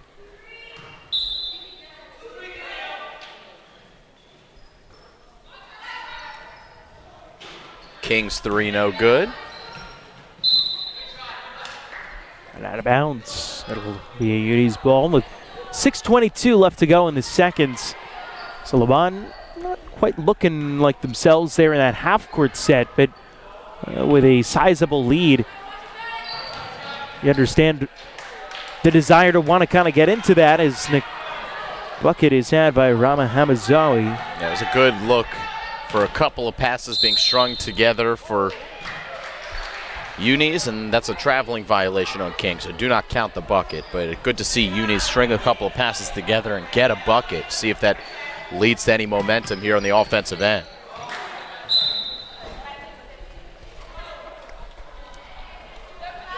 And it doesn't, as they'll turn it over.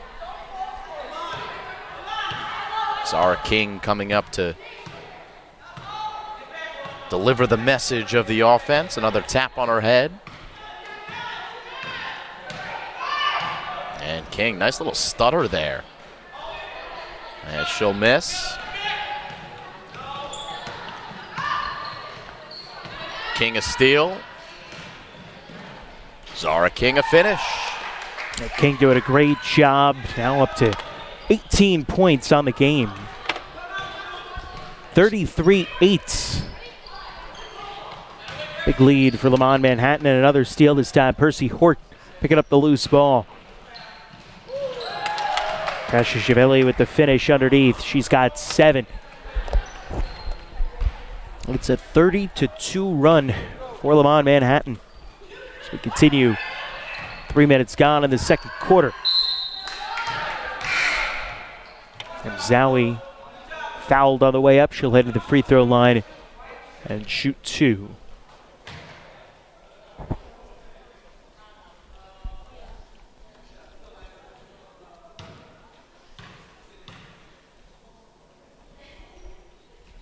First on the way is up and good. I'll tell you one thing about Zara King, Joe. See this banner right here? Mm-hmm. Aaliyah Springer, 1,171 points. DeAndre Board, 2,190. You're putting up 20 points in a game in the first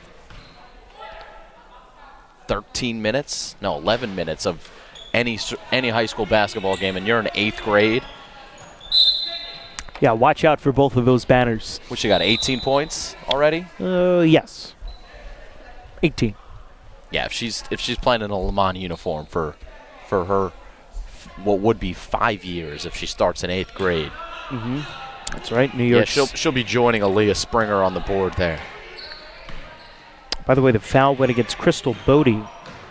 That would be her first. King. Didn't quite see what the signal was from the official. It's a traveling violation, I think, against Zara. I was going to say, someone is standing up filming, and it kind of blocked my view. We forgive you, Joe. No, you don't. We know you're doing your best. K with the teardrop doesn't go. Out of bounds, it will stay with the Unis. 4:36 left to go in the second. 35-9 lead.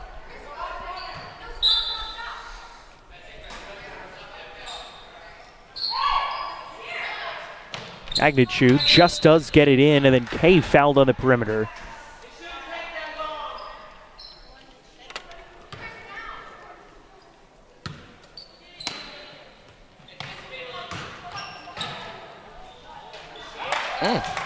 Nice little back shot there. K with her first 2 of the game. King drives in. Boy, she's just making it look a little bit too easy today. That's she does. 20 points already. She made it look easy the last time we saw them, but yeah, today it's looking pretty simple out there for Zara King. First shot didn't go, but the putback was good for Rama Hamzawi. Still got 5 points. For the Unis, is they're starting to find their groove a little bit on the offensive side. A foul called against Alexi Dagnachir. That'll be her second.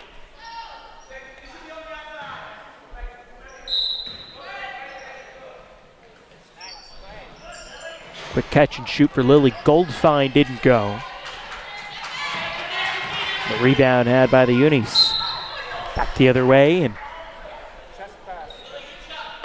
another turnovers. United Nations, they'd kind of gotten away from that. They had settled things down, hadn't turned the ball over in a while, and now Leman able to turn them over one more time. See if they can come away with more points off turnovers. They dump it underneath. And we got 3 in the lane. Yep, 3-second violation. So the Bulls starting to get a little careless with the turnovers their last couple of possessions. A travel of 3 in the key. And Andrews has it on the outside, zips it back for K, trying to run the point. It's the screen from Andrews, pulls up for long 2, that's short. Rebound taken by King, ahead for Matash Chiavelli. Driving in, lefty scoop is good. Yeah, they're getting out and running well, are the Bulls. Good athletes in the open floor, and Matt Chiavelli is one of the many on the team that's finishing well at the cup.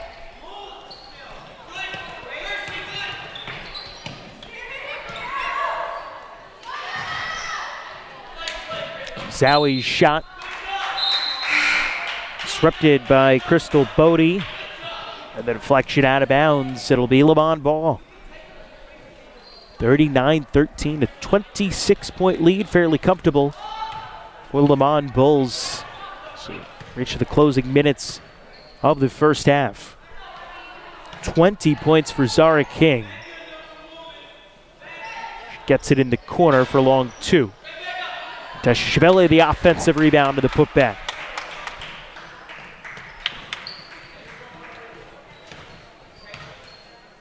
$11 points for Greta Mentashvili.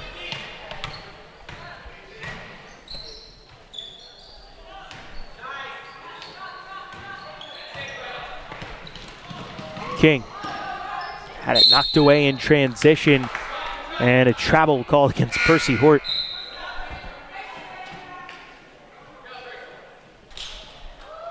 (41-13) with 2:03 left to go. It's Desiree Perez comes into the game. It's number 23 in whites. Rebound had by Lily Goldfein. Medichavelli in the corner.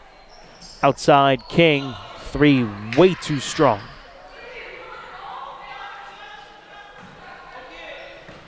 Rebound by the Unis.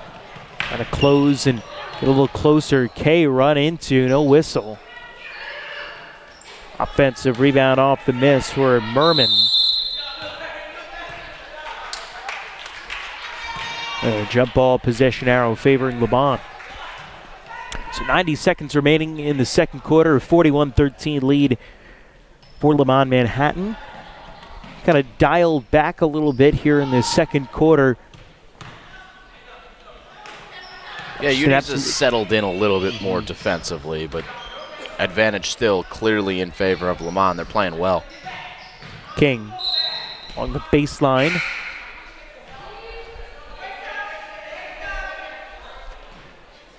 Foul called. It'll stay with the Bulls. Reset the shot clock up to 30. And King will come out. Yep, Izzy Diaz will come in to replace her. They get it into Diaz immediately. Wide open look from three. Left it short. That's a good look for her, and she's got to continue to pull the trigger when she's open. She hit a couple of good open jump shots in the first quarter. I get a little ribbing from her teammates as she makes her way down the floor. And some of the fans on hand here at Morris Street Gym. Outlet pass sails out of bounds. Another turnover for Unis. It's 1:04 left to go in the second. Into the half court go the Bulls.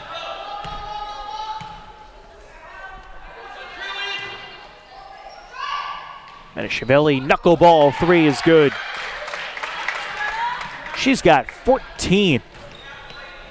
Between her and King, that's 34 out of the 44 points for Leman Manhattan so far.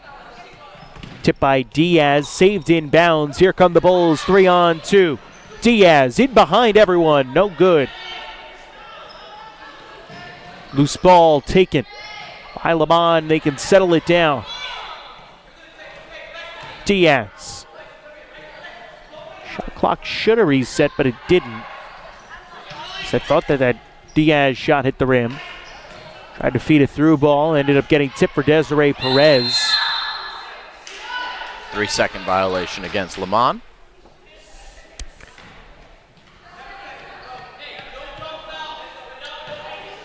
Lead it by 31. Andrews to Kay with 5 seconds. Short jumper doesn't go for Dagnichu. That'll do it for the first half. At halftime, the score, Leman 44, United Nations International 13. We'll take a step aside, come back with the second half here on the Play-by-Play Sports Network.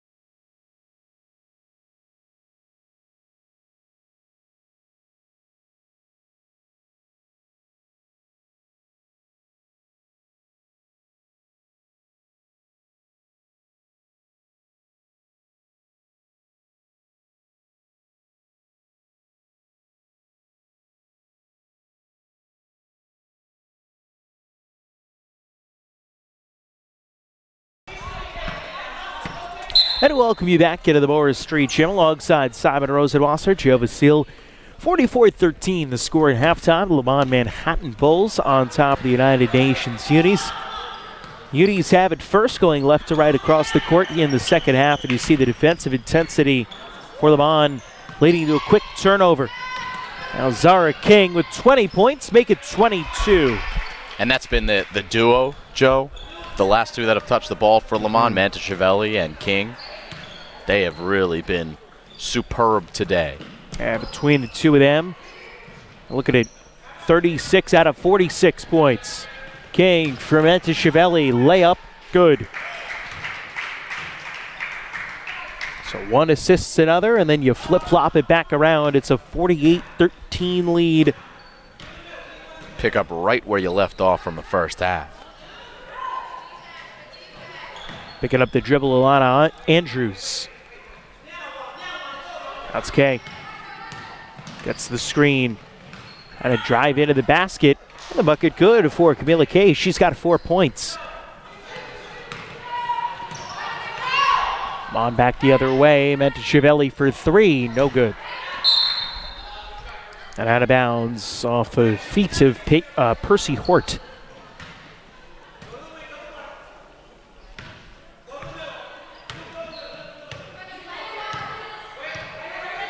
And he's slowing things down. I mean, at this point, this is a game that you got to look at and say, all right, we're going to maybe chalk this one up in the L column, but we'll use it to work on things in the half-court offense. You can still learn a lot of lessons, have a lot of takeaways kind of going for the final 14 and a half minutes.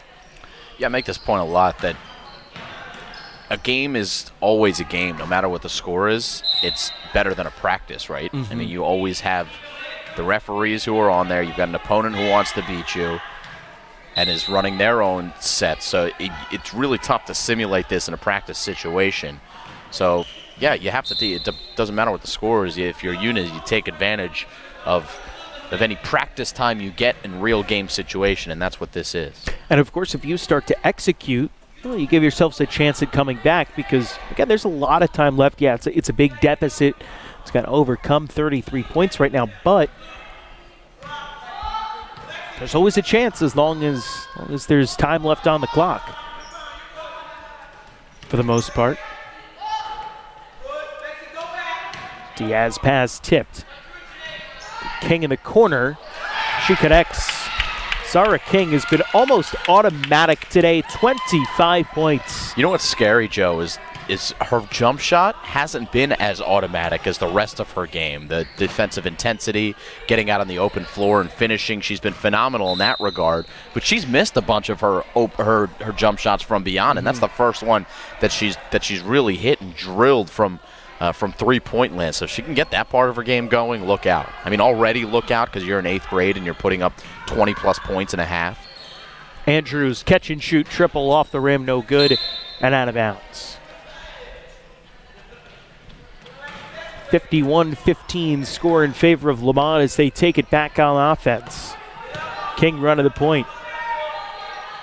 Need for Diaz. Now into the corner, Janae Hemming, who's been so good defensively today, but she has her shot blocked. It was Hamzawi.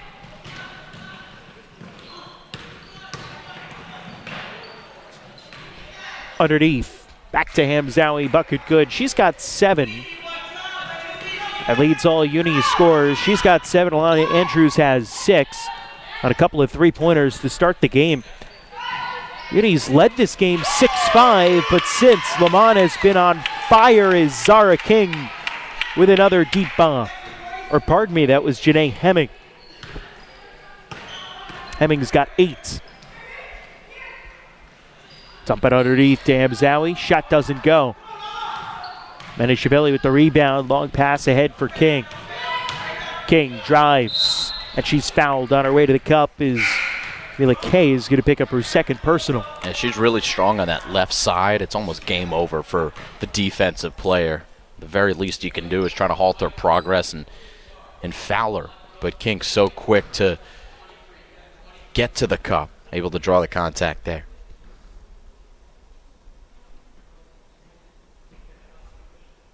First free throw good from King. She's now 3 of 4 from the stripe today.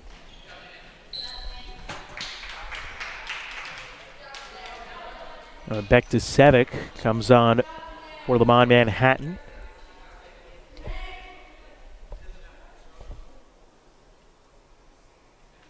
King takes her time. Number 2 does not go down. Rebounded by Merman.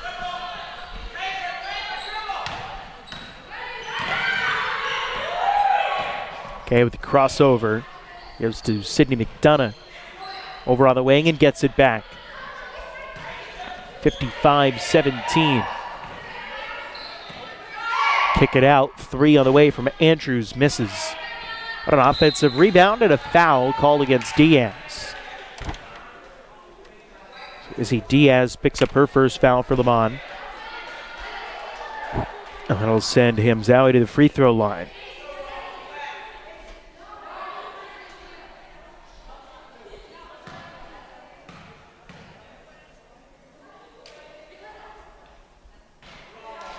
Too strong in the first.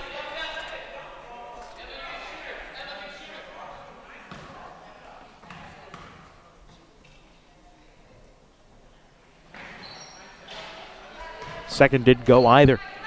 Zowie goes 0 for 2 from the free throw line. Leman back the other way. King. Quick reverse for Diaz. Tip Menashevelli grabs it and lines to the basket, and the bucket good for Greta Menashevelli. He's got 18. Menashevelli's been really impressive here today. Her progress from the first game to this game. She's got the talent, no doubt about that, but she's been making the right decisions here today, almost every single one of them. And she's hustling, getting the loose balls, picking them up. That recent bucket that she got, as you just saw UNIS get one back. For 3, no good. That was Kay who had it down. I want to say her shot selection has also improved from the last game that we saw of the Leman girls. 57-19, a 38-point lead. The steal by King. And she's fouled by Camila Kay. Number 3 against Kay, number 2. Against the team, it will send Zara King back to the free throw line, trying to add to already 25 points.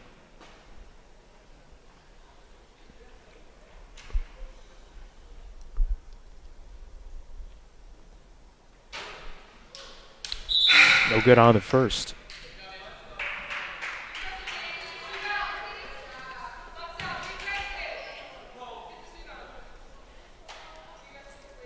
Trying to shrug it off. Number 2 is on its way and good. So King goes 2 for 2 for the, or rather 1 for 2, I should say, salvaging the second.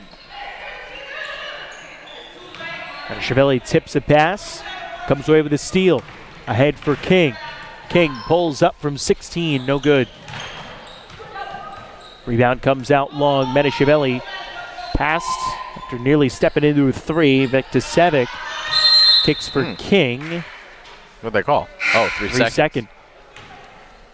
Substitutions come for UNIS. As Faye, Losai, and Jertita is the third player into the game. Waiting to turn around and see a number.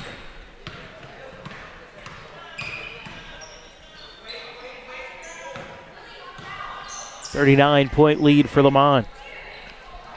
Try to dump it inside, nearly stolen. And now it is stolen.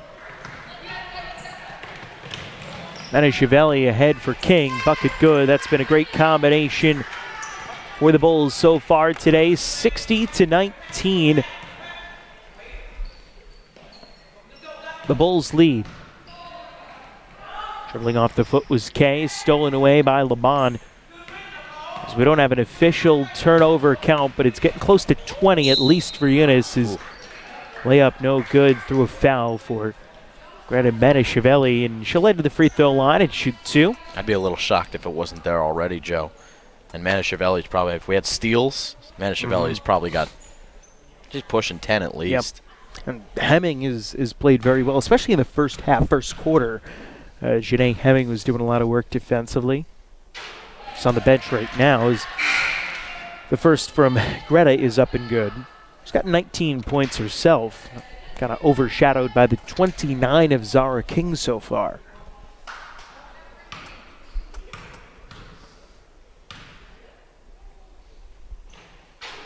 Second doesn't go.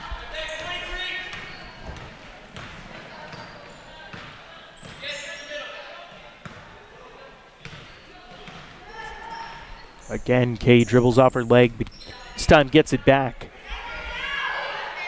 Kick it out, try to get it to Andrews, but it's stolen by Bektasevich. She drives in, off the window, doesn't go. On the follow, the rebound to Perez, but she couldn't get it cleanly. And Leman turns it over with 1:50 left to go in the third quarter. Manischevelli's going to take a seat. Now Lily Goldfine up off the bench for Leman to replace her.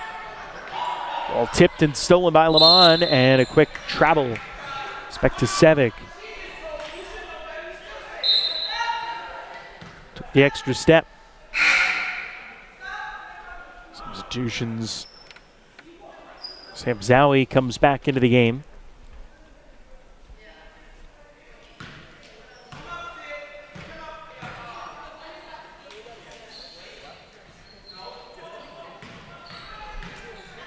Andrews tried to dump to Jatita. Her pass stolen away by Crystal Bodie, but Bodie ended up dribbling on the baseline, and it'll stay with the Unis.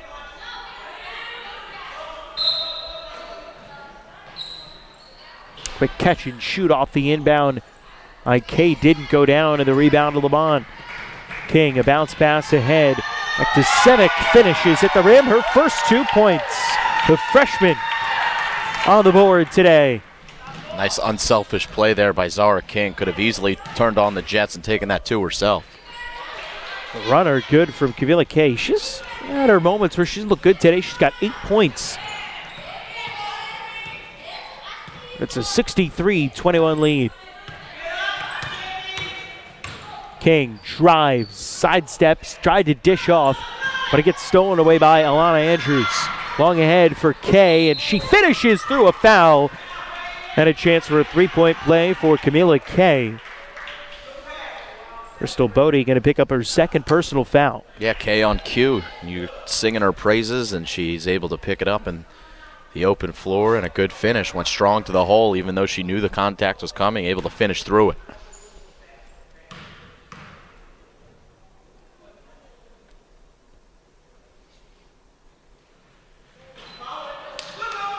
No good, but the offensive rebound and the putback for Hamzawi doesn't go twice. And then give it away. Comes Leman with a 40-point lead. They get it underneath. Bucket good and the foul. Free throw line to complete a three-point play will be Lily Goldfine. She was heading down the floor. She didn't realize she had a three-point play. Pretty much everyone was going down the floor. Inside 30 seconds remaining in the third quarter.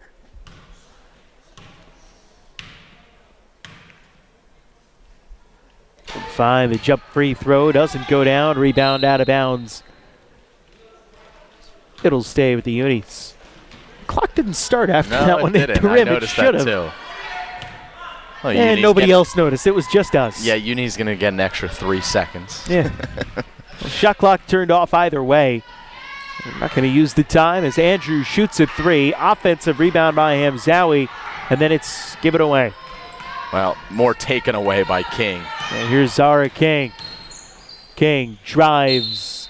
Knocked free from her hands. Out of bounds. Leman in the baseline inbound. 6.8 to go. She's got that style of play, and when she plays in these games, she does pretty much seemingly take the ball away at will. She gets it in off the inbound. Straight away three. No good, and that'll do it for the third quarter. At the end of three, 65-23 to score. Leman on top of United Nations. We'll be back with the fourth quarter after this on the Play-by-Play Sports Network.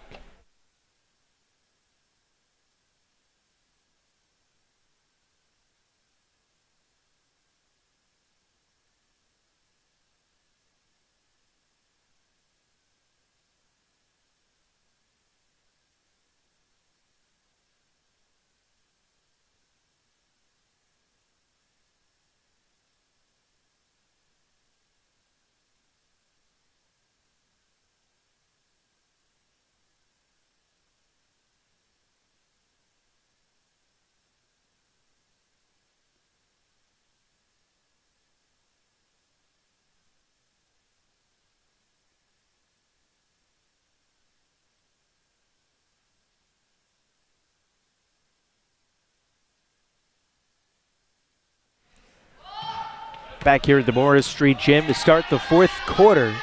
Leman's got it in a big lead. Goldfein shot doesn't go down, grabs the miss offensively. Fires one up that doesn't connect either. United Nations International School is 23 points. Leman Manhattan had 23 points at the end of the first quarter. Shot doesn't go down by Berman. Right for the rebound. Jump ball called. Possession arrow favoring UNIS.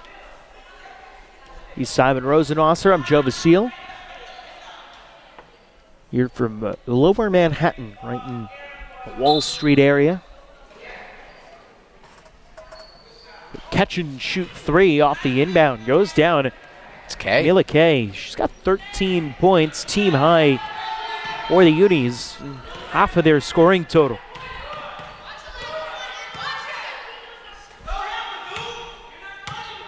Goldfein leaves off for Bektasevich. Now Janae Hemming for three. Short in the rebound goes to Andrews. Kay slicing the basket. Nice move. Camila Kay with 15. Trying to put the team on her back.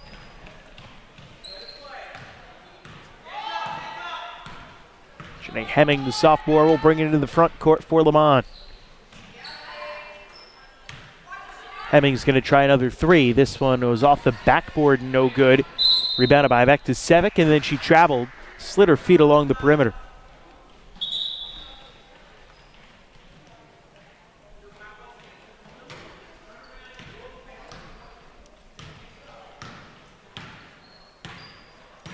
Kay running the point.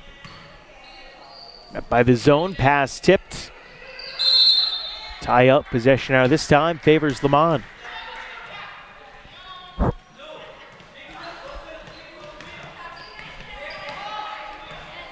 So quick back and forth. It's Hemming. Couple of dribbles off the touch for Lily Goldfein. Pass goes off the hands of Crystal Bodie.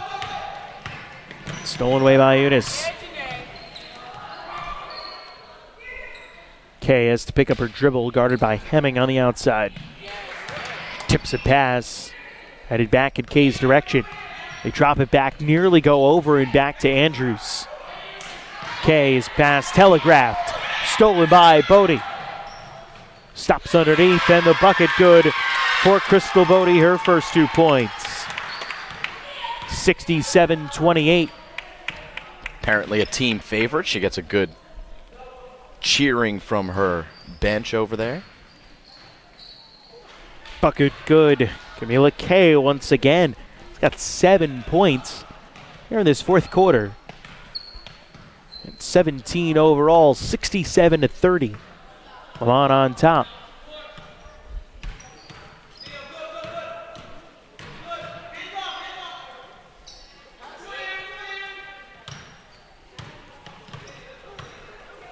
Hemming drives off the glass, doesn't go.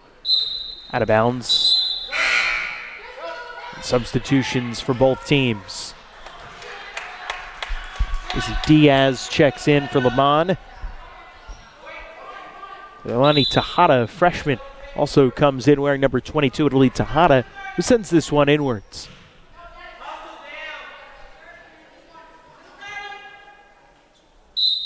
Anigoy Faye into the game for the Unis. The corner, 3-ball, way too strong from Bektasevich and out of bounds.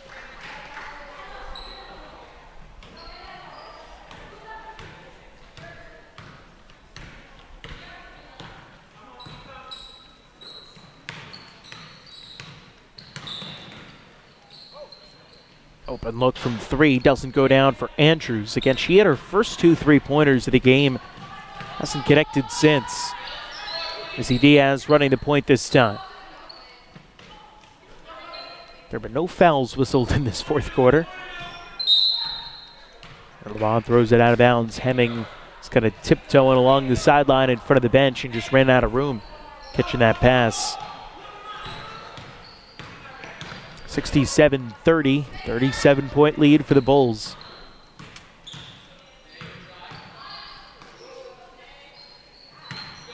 Okay.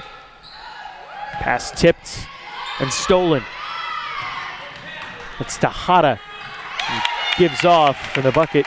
Good off the layup for Janae Hemming, who's got 10 points. Halfway through the fourth quarter, 69-30.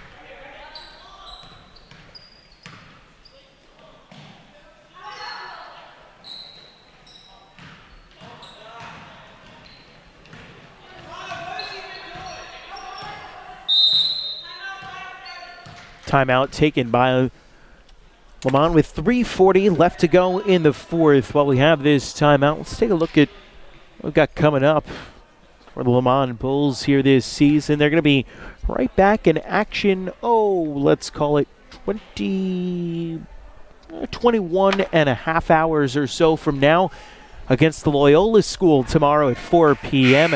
Then Friday hosting Lawrence Woodmere Academy. That's going to be a tough one. Yeah, we'll have that one for you on the Play-by-Play Sports Network. York Prep School, Martin Luther, part of a stretch of 5 straight home games here in the month of January for Leman Manhattan, coming out of the Christmas break before finally hitting the road to take on Portledge on January 31st. A lot of games taking place here at Morris Street Gym, so come on out. You can right off Broadway. Or don't, and sit at home and watch us on the live stream. Or do that. Well, you know what I like to think people like to do? You come here, you watch it live, you enjoyed the game so much, you want to hear our commentary, you go back and you watch the replay. Maybe, see, from a broadcaster perspective, I love it when it snows or rains, because then you know people are going to want to watch it at home. I don't, because I got to walk in the Manhattan streets in the snow or the rain. Shot no good. Desiree Perez with the putback. The senior with her first 2 points of the game and a big ovation. By the way, a big shout out to Keith Sequeira, the athletic director for Leman Manhattan. Shot doesn't go down for Merman. Yeah, appreciating the water that Keith brought over early on in the game. And treat us like family over here.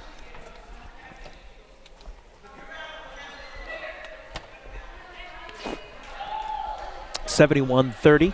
41-point lead for Manhattan. You had to pause to take a sip of that water. I did. Yeah, and it's high-quality H2O. It is.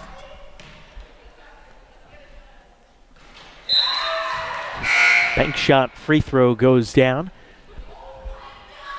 Now, we're excited to continue to bring more and more coverage of Leman athletics as this season goes on. And well, if we're going to be bribed with free food and drink, I'll be here every single game. I think I got some cakes that they were selling here last time. Yeah, there was a bake sale. Some was donated. By the way, that was Merman on the free throw line. Forgot to mention that who had the bucket. We did get some free cakes, but I have to say that I did pay $5 for a chocolate chip cookie, and I was happy to do it. I was happy to do it to the Booster Club here at Leman. They probably could have gotten away with 6 or 7. Yeah, just whatever I can do to help. Stadium pricing. They get it inside. Rent's high here in New York, man. What can I say? It is. Yeah. Everything's a little more expensive in Manhattan. I know I'm used to New Jersey prices as well, but yeah, at least with the gas. That's always been a perk of living in New Jersey, gas prices. Anyway, I digress. We're getting a little off the rails here, aren't we? Good game, though. The only reason we are doing so is because Leman's playing really well. 71-31. This is a heck of an offensive showing. A heck of a defensive showing as well. Yeah, good point. Really just overall, the shot doesn't go. It's rebounded by Faye. Second chance shot didn't go. Here's Tejada trying to go coast to coast. Leilani Tejada couldn't get the bucket. Faye with the rebound, and she traveled. It'll stay with Leman with 1:55 left to go in the fourth quarter.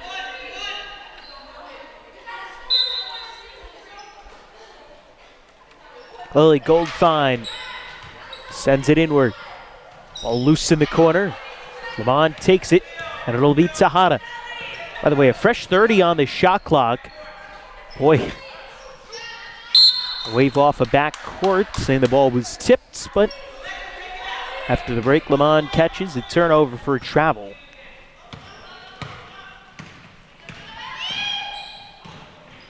This is Camila K. Shot short. Rebound out of bounds. Who'd it ping pong off of last? They'll say it'll be Leman ball. So 1:35 left to go in the fourth. Bulls, at this point, it's a formality of taking the time off the clock before they improve to 7-2 on the season. And a strong start to the year. Zara King, 29 points. And Amena Chiavelli with 19. 48 out of these 71 that Leman has scored between those two. Tejada stolen away in the backcourt by Camila K. Leaves it out for McDonough. Nearly traveled in long two. That didn't go. Rebounded by the Unis and eventually taken by Tejada. Inside a minute to play. Double team, Tejada tie up. And the possession arrow favors United Nations with 49.6 left to go.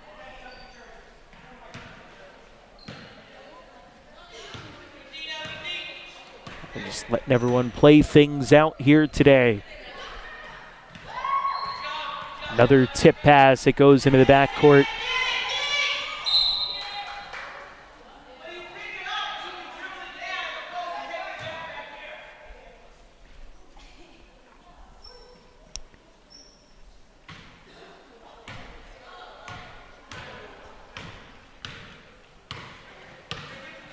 Okay, we'll bring it back across the timeline.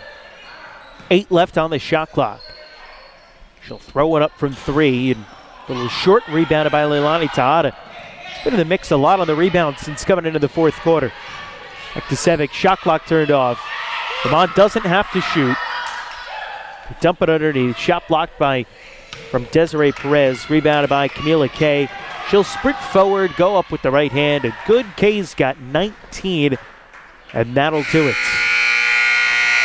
Ball game over. It's a 71-33 winner for the Leman Manhattan Bulls as they improve to 7-2 on the season with a huge effort both offensively and defensively here today to take down the United Nations International. Yeah, why don't we pause for a second, Joe, and see if we can get an interview with one of the girls from Leman. They played well today. All righty.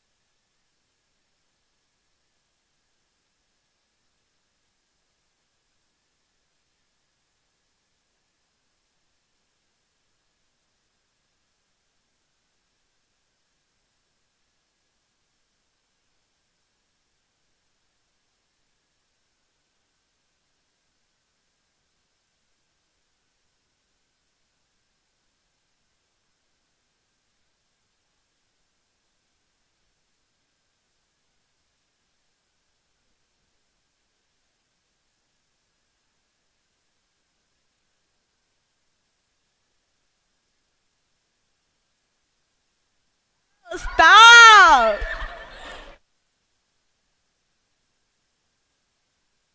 Back we come here, live on the Play-by-Play Sports Network. Zara King, our player of the game. Zara, congratulations on the win. You guys played pretty well here today. What was it like to play out there from your perspective?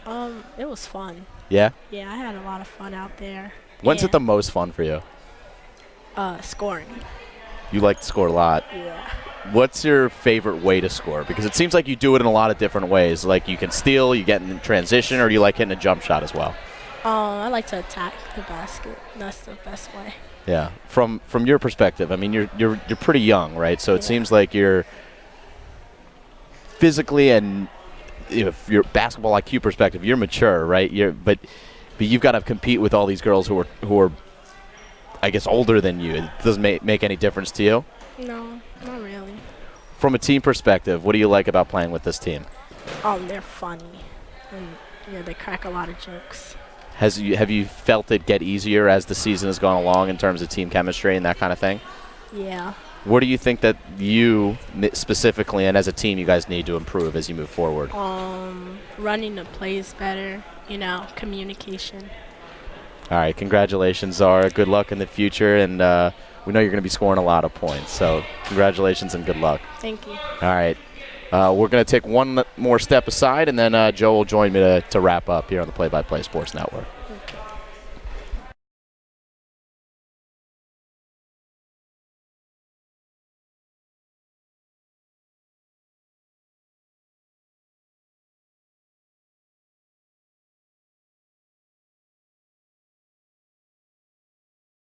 We're back.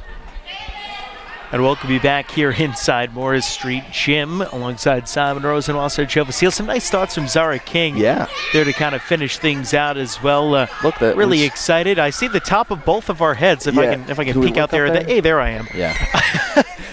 But really a strong finish here today for Leman. They got off to that fast start. They played a full 32 minutes worth of basketball and were able to come away with a good victory. And even when kind of the second unit started to get in, obviously kind of pulling back of the starters for most of the second half, they performed well also.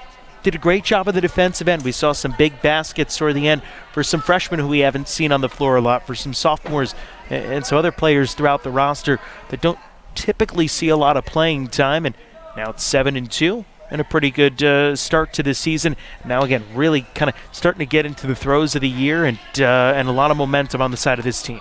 Yeah, great job by Leman today. Like you said, from the starters, obviously giving themselves a lead, and then with the ability to get some of those players who don't necessarily get all of the playing time in a close game. To get that today, that's really valuable experience. We heard from Zara King.